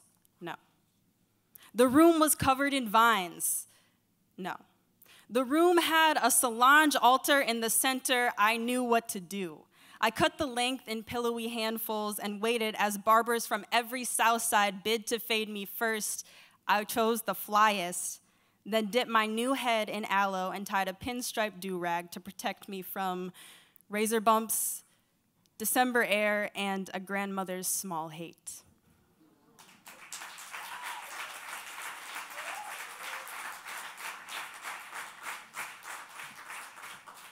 Now here's what I'm gonna need y'all to stop doing. You can't be telling my business like this all on the streets. No, like when I came home with my haircut, my mother was like, "Oh my God, you're a lesbian." I was like, "Really? That's all it takes?" I thought it took like more than that to be a lesbian, mommy. I don't know what it is about old ladies and this hair and they're kicking out people's livers. It's bad business. Bad business here. Anyway, so of course you know what to do now. We're gonna vote, and then while you vote, we regale you with more wonderful poems. This brother up next is Timothy David Ray, and just one of my all-time sweeties. I've loved him for so many years. We did 100,000 poets for change for many, many years together. He's a Chicago-based writer, performer, and educator. His work as a writer, performer, and educator has involved him in cultural programming, arts education, community arts programming, curriculum building, as well as coordinating the Chicagoland Poetry Out Loud competition annually, which is a great event where kids from all over the state hang out, city, and they read and perform poems by other famous people, and they do such a beautiful job. I've always enjoyed it. He's the 2015 semifinalist for the Guild Complex. What? Gaboma. And then he's also the co-founder of the LGBT Solo Performance Showcase, Solo Homo. I know, it makes me very happy. His book of poetry and performance, Little Victories, was published in 2012 by Newtown Writers Press. Please welcome to the stage, Timothy David Ray.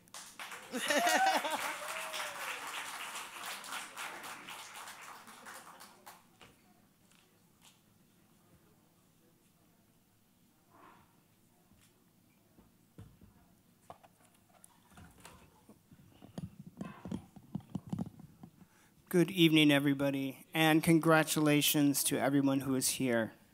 I'm going to be reading 2 poems, one of mine and then one of Miss Brooks.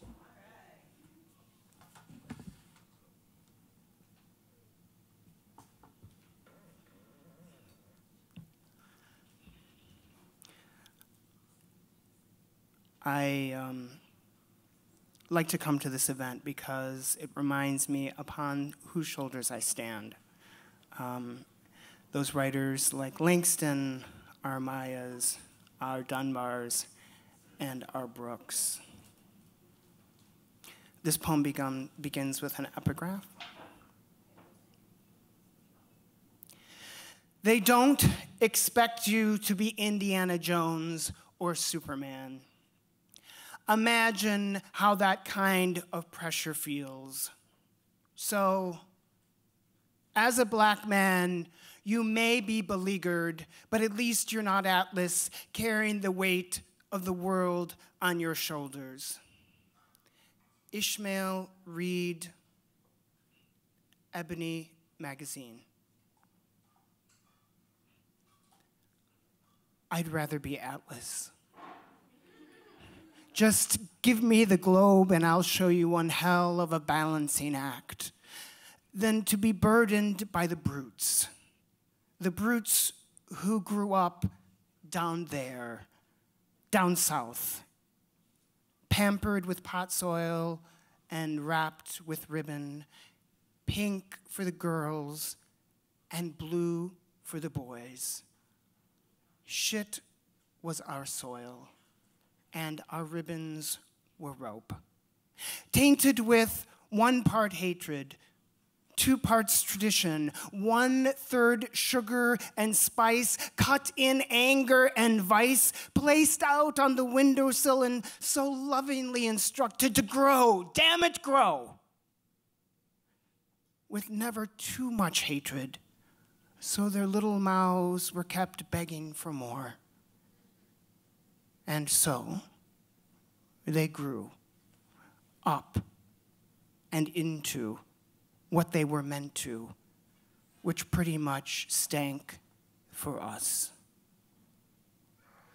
But what they forget is that shit's the best soil.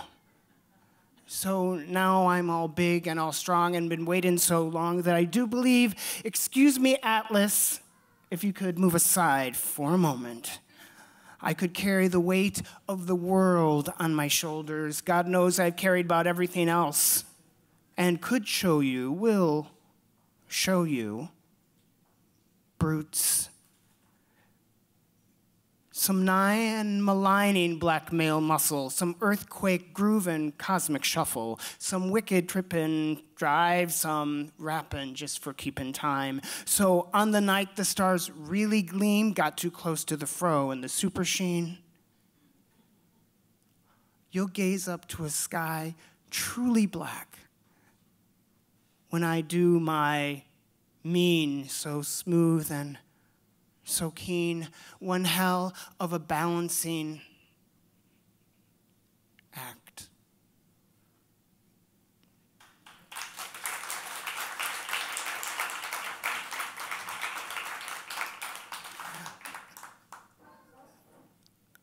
This poem to me by Miss Brooks is a poem about bearing witness, and we live in very dangerous times. The Chicago Defender, the black newspaper, sends someone down in the 50s to Little Rock, Arkansas. This is the Chicago Defender sends a man to Little Rock by Gwendolyn Brooks.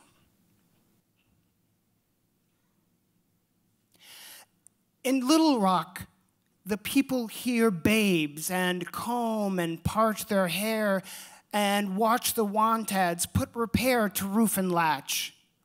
While wheat toast burns, a woman waters multi-ferns.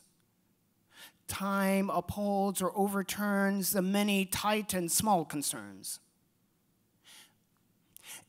In Little Rock, the people sing Sunday hymns like anything through Sunday pomp and polishing, and after testament and tunes, some softened Sunday afternoons with lemon tea and Lorna Doones. I forecast and I believe come Christmas, Little Rock will cleave to Christmas tree and trifle weave from laugh and tinsel, texture fast. In Little Rock is baseball and barcarolle, the hotness of July, the uniformed figures raw and implacable and not intellectual, batting the hotness or clawing the suffering dust. The open-air concert on the special twilight green when Beethoven is brutal or whispers to ladylike air. Blanket sitters are solemn as Johann troubles to lean to tell them what to mean. There is love, too, in Little Rock. Soft women softly opening themselves in kindness or pitying one's blindness. Awaiting one's pleasure in azure, glory and anguish rose to the door. To wash away old semi-discomfitures, they reteach purple and unsullen blue. The wispy soils go and uncertain half-havings have they clarified to shores. In Little Rock, they know not answering the telephone is a way of rejecting life, that it is our business to be bothered is our business to cherish bores or boredom, be polite to lies and love and many faceted fuzziness. I scratch my head, massage the hate I had. I blink across my prim and penciled pad. The saga I was sent for is not down because there's a puzzle in this town. The biggest news I do not dare telegraph to the editor's chair. They are like people everywhere. The angry editor would reply in 100 herrings of why.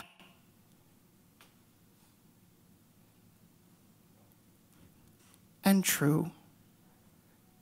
They are hurling Spittle Rock garbage and fruit in Little Rock. And I saw a coiling storm of wrath on great Madonnas and a scythe of men harassing brownish girls. The bows and barrettes and the curls and braids declined away from joy. I saw a bleeding brownish boy.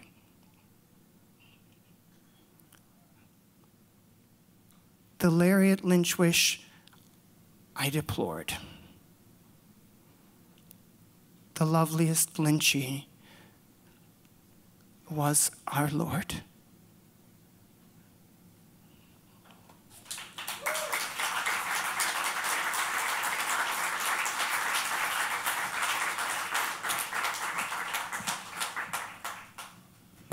Oh, I love these nights. Gwendolyn Brooks would be so happy. So, I'm from Washington, D.C., and the first time I saw Gwendolyn Brooks was at the Folgers Library. And I was really nervous, but I wanted to meet her, but I was really nervous, but I wanted to meet her. And so I kept on going up and going back, moving. And Hakeem Adabuti was in the audience. It was like, just go to her. Like, I don't know who you are, but you're getting on my nerves. It's okay. So I go, and I hand her, my copy of Maud Martha, and I was like, I want to be a poet.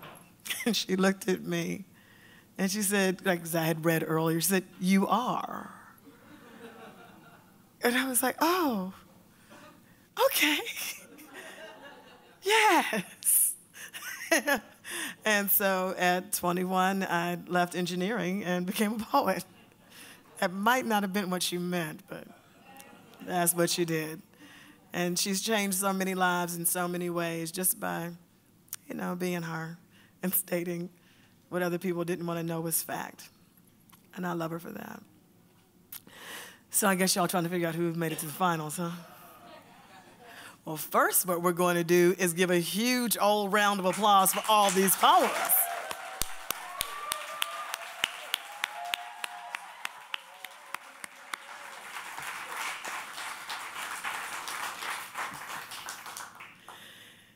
So thank you all, each and every last one of you. You made it to this stage in the first place. That makes you winners. And then these other people in the audience, they're voting for somebody who's going to, win $500. But y'all already, you made it. It's like, you're great. You're golden. But the three people who are going to go up for the $500, from round one, we have David Matthews.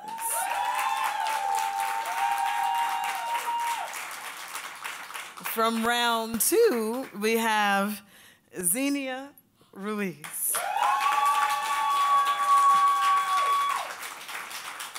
And from round three, clearly y'all were really interested in history or Chicago or whatever, because we have Sharon Powell.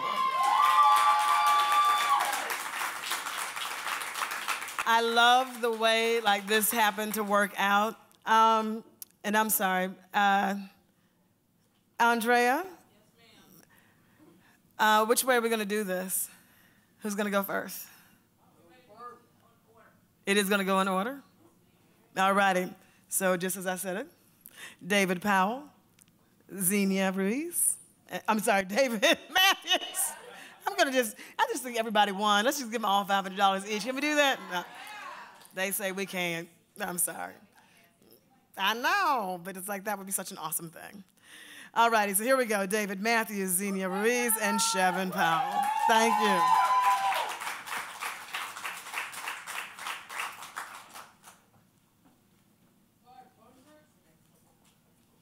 That's my rent right there. Seriously. Thank you so much.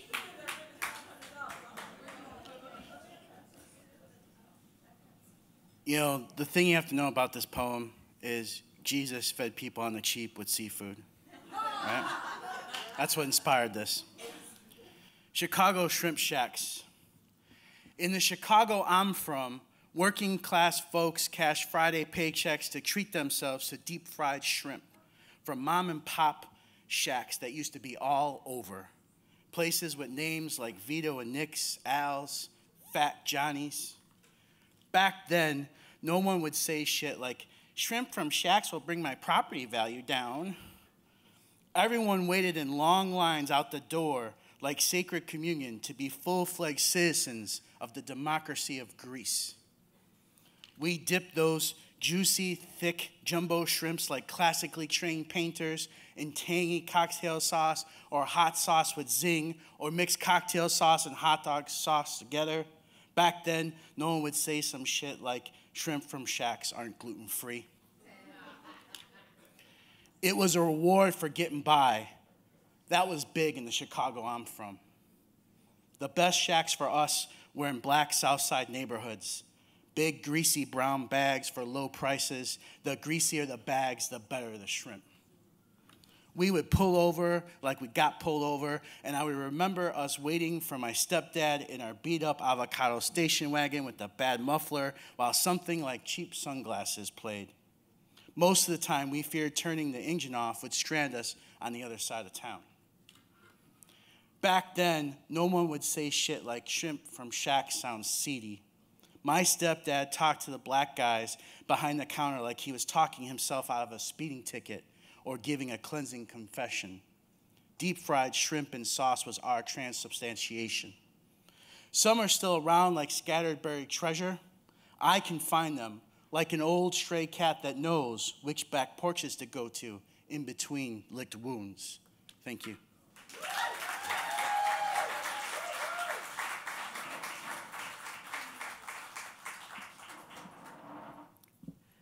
You know that poem is tasty because now I'm about to go get me some shrimp. And it ain't even Friday. Next up, we have Xenia Ruiz.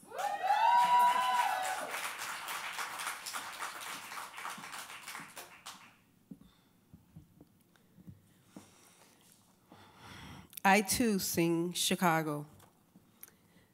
Windy second city of big shoulders, oh, State Street, that great street, that toddling town, Chi-Town, the Mag Mile, all smiles, all the while, knowingly oblivious of the rest of us.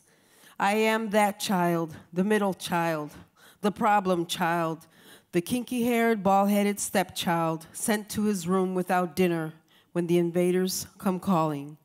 I am the other from another mother, your anonymous brown and black sheep brother, the runaway, giveaway, throwaway, the faceless vet in 10 cities, setting up shop in the guilt and community service section of your college application. I am the kitchenette in the black belt, the shotgun shack, the limestone 3-flat, transformed into a loft townhouse mini mansion, smack dab in the inner city. I am the kidnapped, the displaced, the bracero, the taker of jobs unwanted, in the bathrooms and kitchens of luxury hotels, pickers and packers of GMO crops and assembly line cogs. I am the masterpieces, those testimonies on rail walls and exposed building canvases, revealing our struggles, celebrating life and marking territories after the first immigrants surrendered and deserted. I am the entrepreneur molding a living from leftovers, the elote man, the piragüero, snow cone grandma, the cannabis-dealing businessman on BMXs, catering to your sheltered parochial school grandsons who unabashedly still claim the city proper as their own. I am the weed that flourishes through the cracks, the fissures in the system through your precious grass, tended by the underpaid, underappreciated, undocumented, tax-paying non-citizen. I am Humboldt Park, Englewood, Pilsen, West Garfield, Austin, the Wild 100s, code names for stay away, far away, red line districts undergoing resettlement into millennial concentration internment camps. I am Rakia, Samaje, Laquan, Concepcion, Louis, and Juan, those red flags on resumes, misspelled, mispronounced, rejected before review. No old world biblical derivations or fancy meetings, but to their mothers. I am the Cabrini Green Robert Taylor ex-resident, denied gated communities, pushed to scattered site housing, no longer begging for that little piece of pie in the sky. So I will not, no, I will not go gentle into the good suburban ghettos of rows of houses that are all the same. I will rage against the dying of the right to exist, resist, to protest, nonviolent or otherwise, by any means necessary. So take the good with the bad, take the hip and the rab, take the edges and in-between wedges, and no, you do not get to choose. Take it all, or take nothing at all. Because I, too, sing Chicago, and I am here to stay.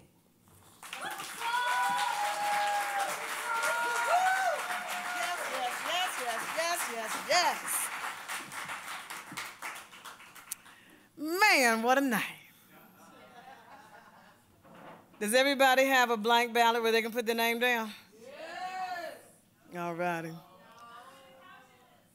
What do we need? Ballots for the couches? All righty. So I want to make sure that everybody has it so that way by the time Sharon Powell is done, we all going to be ready. Yes. Next up, Sharon Powell. Please go up for you.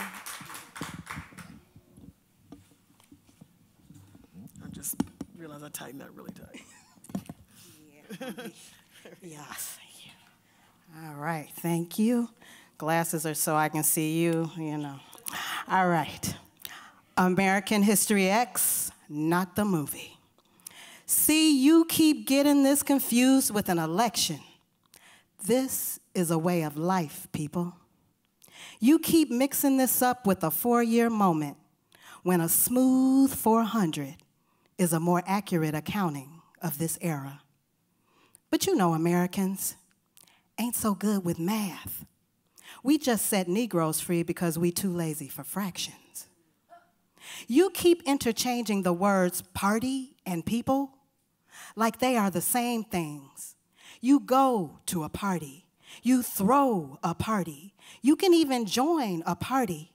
But no matter how much fun you are, you can only be the life of the party. And if over the course of our lives we can muster up at least 2 lifetime friends, there can be lots of parties, not just 2. Elephants and donkeys are the circus, which, by the way, is closing. You keep saying shocked when you mean I had no idea because I didn't have to care before. Americans are animal lovers. We still like canaries because it means we don't have to suffocate first. You keep saying it has been bad before, as if we did not have to bury people at each of these junctures, as if hoses and rape were just so easy to navigate back then that we can just pull our dignity, mental stability, scars, and death out of mothballs and use that shit again. Recycle, reuse, replenish, motherfuckers. You still saying reality TV and real life like that shit is synonymous. When we live in a world where you got to put real on food labels, or you could confuse Velveeta with fresh vegetables, gummy bears with grapes, and fresh fish with fresh fish? Because Mercury is still a planet since you found it in the seafood, and you know Pluto got downgraded in the war. These are alternative facts. Fight me. You keep saying electoral college like you can get a degree from there. With your sexy Pell Grants and red line Sally Mae loans that you can see forever on numerous rainy days, like this gerrymandered University of Sham balloting was not built on the backs of slaves, like everything good and nothing we can trade in for rewards or tuition. Like it wasn't invented, made up, contrived, hatched, cooked, created from the ether to do some more of that ugly American arithmetic where you can get beat out of your freedom, your land, and your life. Not in any particular order. We ain't too good with letters either. Alphabetizing takes so long. It is so hard, Mommy. That's okay, baby. You'll get it right. We teaching to this test. You keep saying community policing instead of surveillance and capture. Like police forces are not an Ancestry.com DNA test away from slave catchers.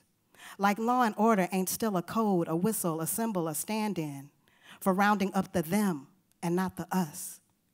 Like lynching wasn't always a bad healthcare plan, and mass incarceration and institutionalized sexual assault have not always been passed off as for the good of society and the way things are. Boys will be boys, and only the guilty die in jail. See, you keep getting this confused with an election. This is a way of life, people. All picket fences, underwater mortgages, exceptional English only, precious electronic devices, guns, and star-spangled bars, American dreams and success. A way of life, people. A way of life.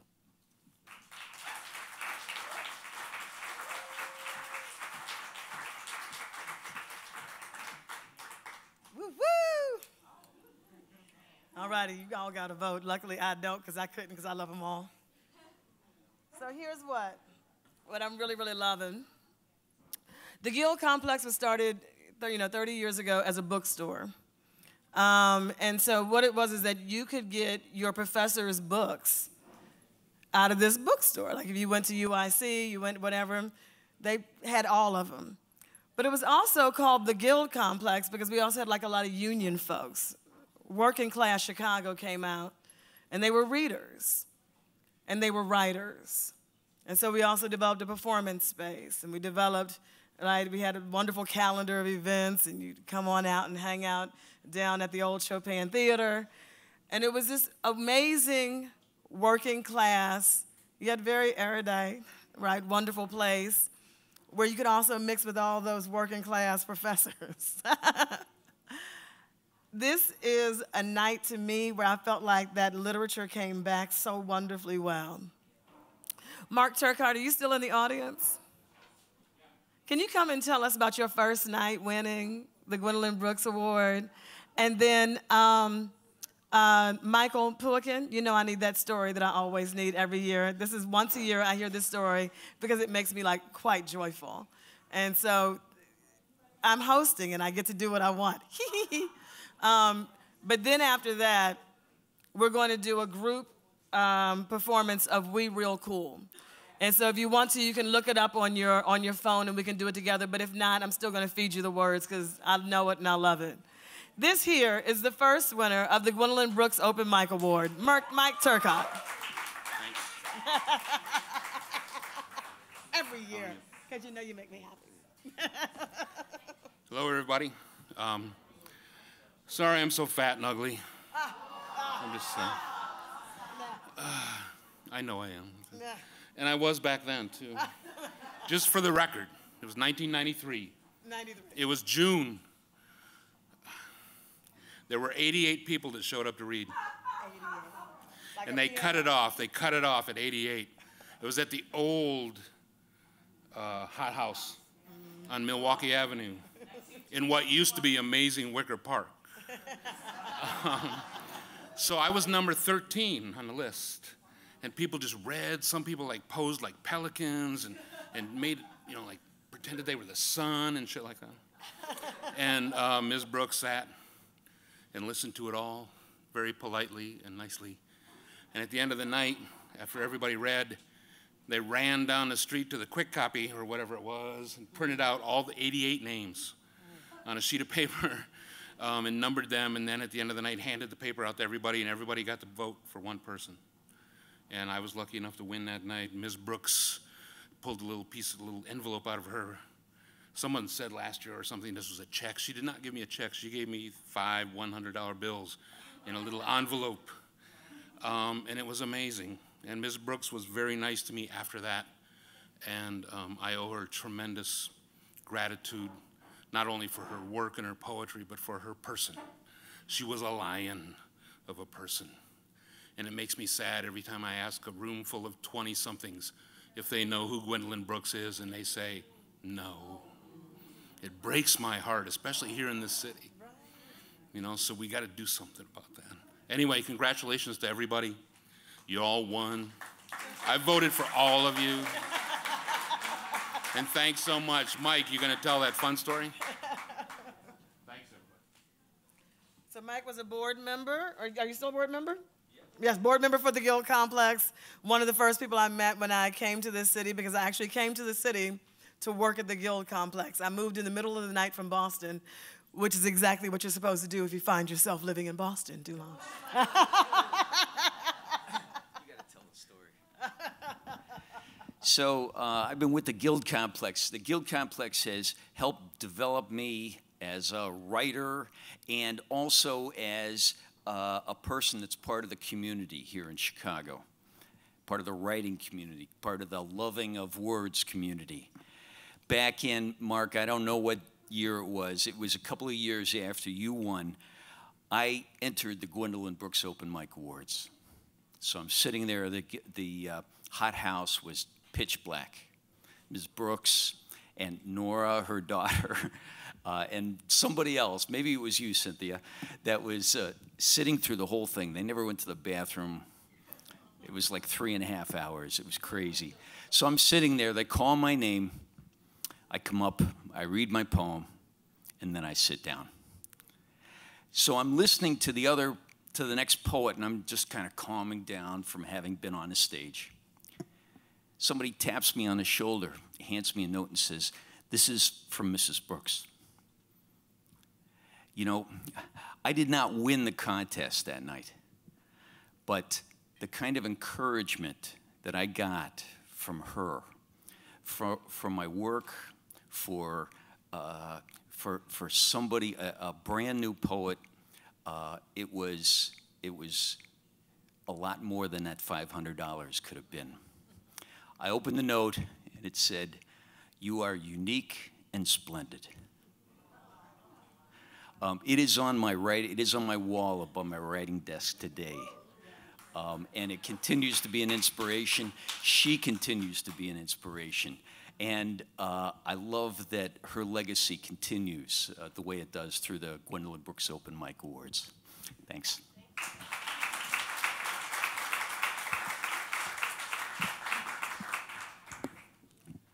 So this is my 14th year hearing those stories, and I make sure I hear them every year because it's like such a great thing. And I hope that you keep on coming out, whether you know a poet who's performing or, you know, you are a poet who's performing, like, always come back. It's a beautiful night. Plus, we always have it in a place that has good drinks. I'm saying, we're poets. We like that kind of thing.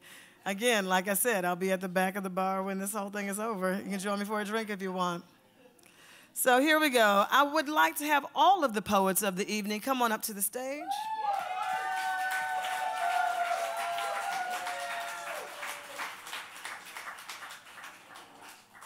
Everyone who wants to take pictures, please start doing so. And when you get up here, we're going to do this together as a group poem. We real cool. Like I said, you can look it up on your phone. So thank you. Yes, of course, I love being given directions when I'm falling. So again, right, we're dealing with a working class Chicago. We're dealing with this woman who wanted to make sure that we understood not just that we were each other's magnitude and bond, but that we were each other's story. And she chose to write this poem using the word we, even though she herself was not in this poem, technically, right? But she is, because she's a witness. She wants you to be a witness, but she wants you to feel what these brothers, 7 at the Golden Shovel, are feeling, right? So, wait, is that it? We real cool for 7 at the Golden Shovel? I'm saying, but this is for 7 at the Golden Shovel, right? Try to get the whole thing down. So, she was also, right, part of the jazz age. So, right, so we're going to do this like with a little bit of jazz to it. And then, just to let you know how important the word we is, it actually ends the statement of each line, right? So I'm going to do it for you, and then you're going to give it back to me the same way that I do it for you. When you mess it up, it's okay. We're going to do it again. I'm a teacher, and I'm an educator, and I'm not one of those old-timey ones where if you mess up, we just toss you away. We just teach you again, baby, till you get it. It's all right. I also used to jump double dutch. This is why you're going to see me like so. Okay, so here we go. So here we go. We. Real cool we.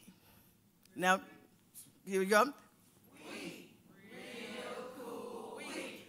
Left school we. Left school we. Lurk late we. Lurk late we. Strike straight we. Strike straight we. Sing sin we. Thin gin, we. Jazz June, we. Die soon.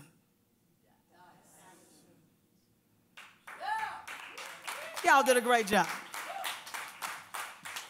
Have we gotten good pictures? Okay, I'm gonna move out of the way so you can get better pictures.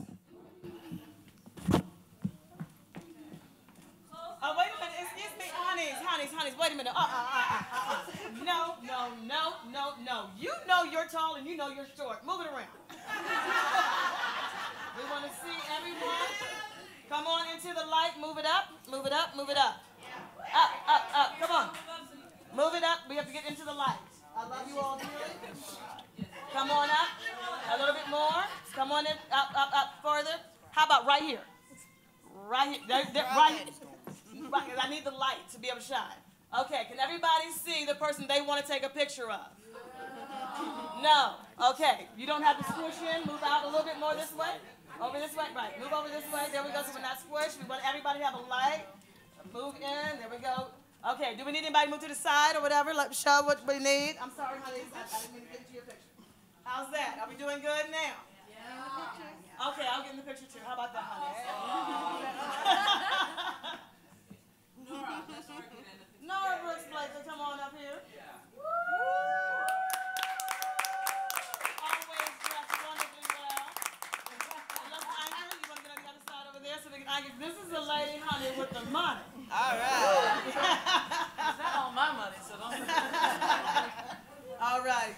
Make sure you're in the light. You know, you do theater, baby. You know how we do it. I know. All right, y'all be good? Be in anybody else's life. Has everybody gotten it?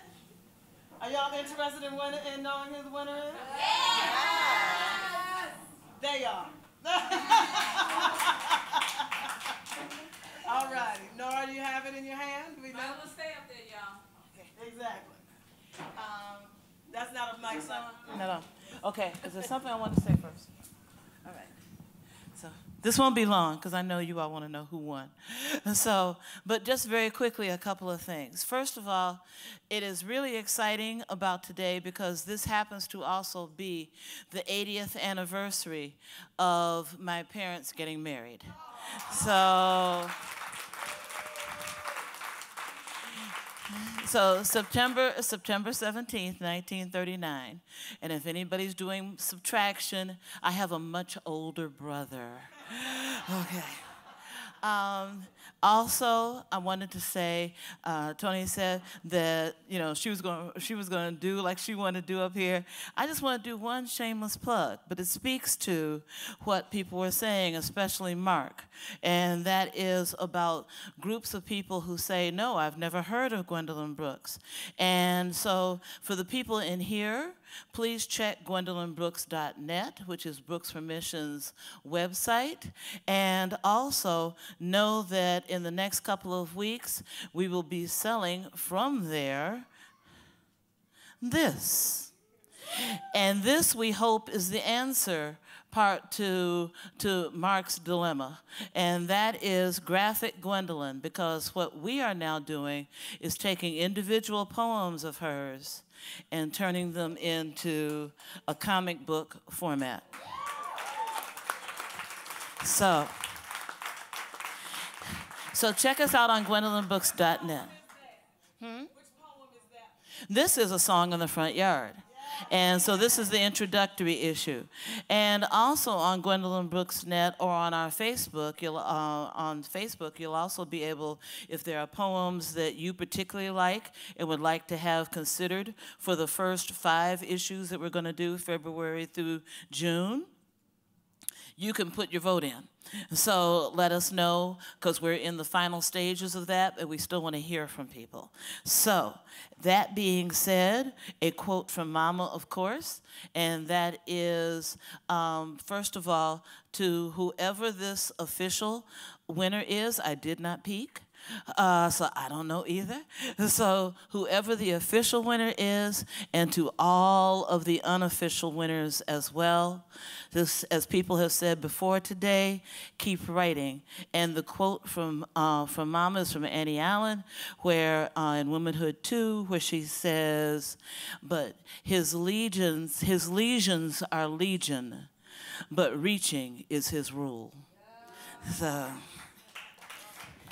That being said, the winner is Sharon Powell.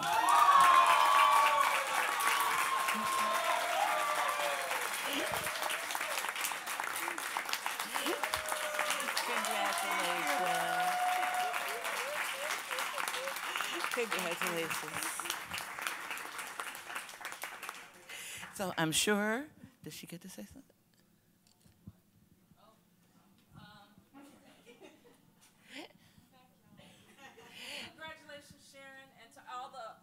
Who were in the finals. I want you to know, like, first of all, Sharon was in the contest last year, and I don't think you made the semifinals, but she applied again, and she holding the check. As Tony mentioned, Tony applied in 2005 and submitted a poem. Well, 2004 I lost. In 2004 she lost. The next year, she won.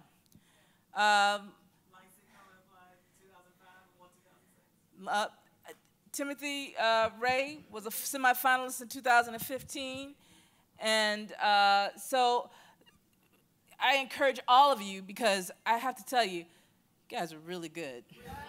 You're really good. You're really good. In the second round, it was the difference of 1 vote. So I was like, whoa, wobbly legs. But I want to tell you how pleased I am with how this turned out. I always said the right person won, but then I'm always torn because there were other people that I liked. So I'm hoping that you all will make an effort to take this into account. And back in the day, Ms. Brooks would write everybody a note like Mike mentioned. And if she really liked your poem, she'd write a separate check. I'm not going to do that tonight.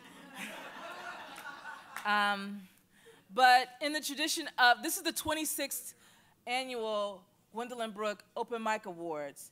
Every year we get all these submissions from people who are hoping to sort of, and I hope it's not just about the $500. I hope it's about honoring Gwendolyn Brooks. I hope it's about putting your word out there, work out there, and letting people know who you are.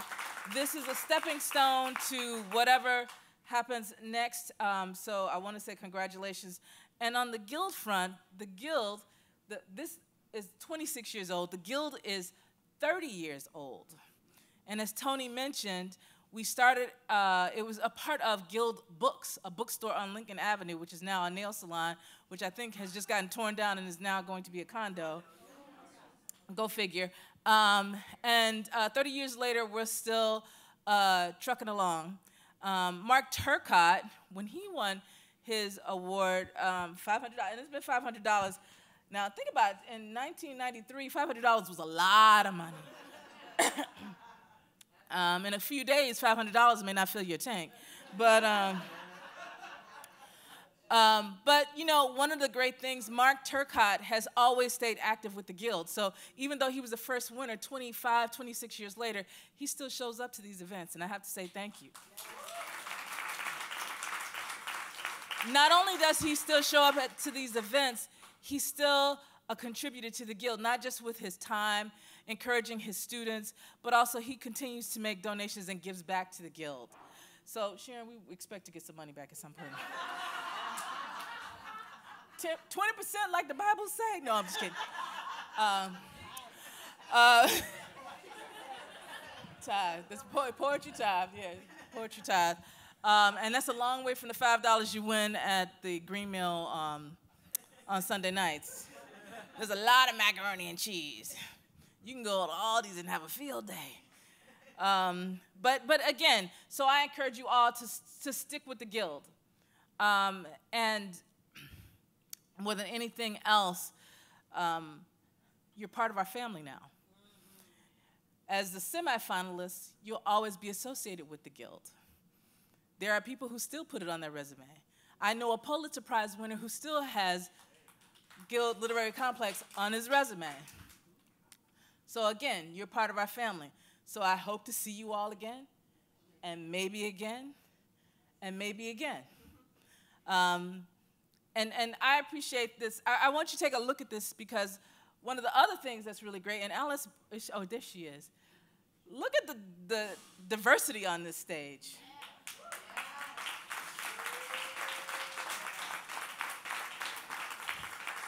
You know, poetry does not discriminate, and this is who you are. It's beautiful. So thank you so much. Thank you, everybody in the audience who stuck around and hung out with us. My parking is no longer validated, so I'm going to head out. You guys have a great night. Thank you again.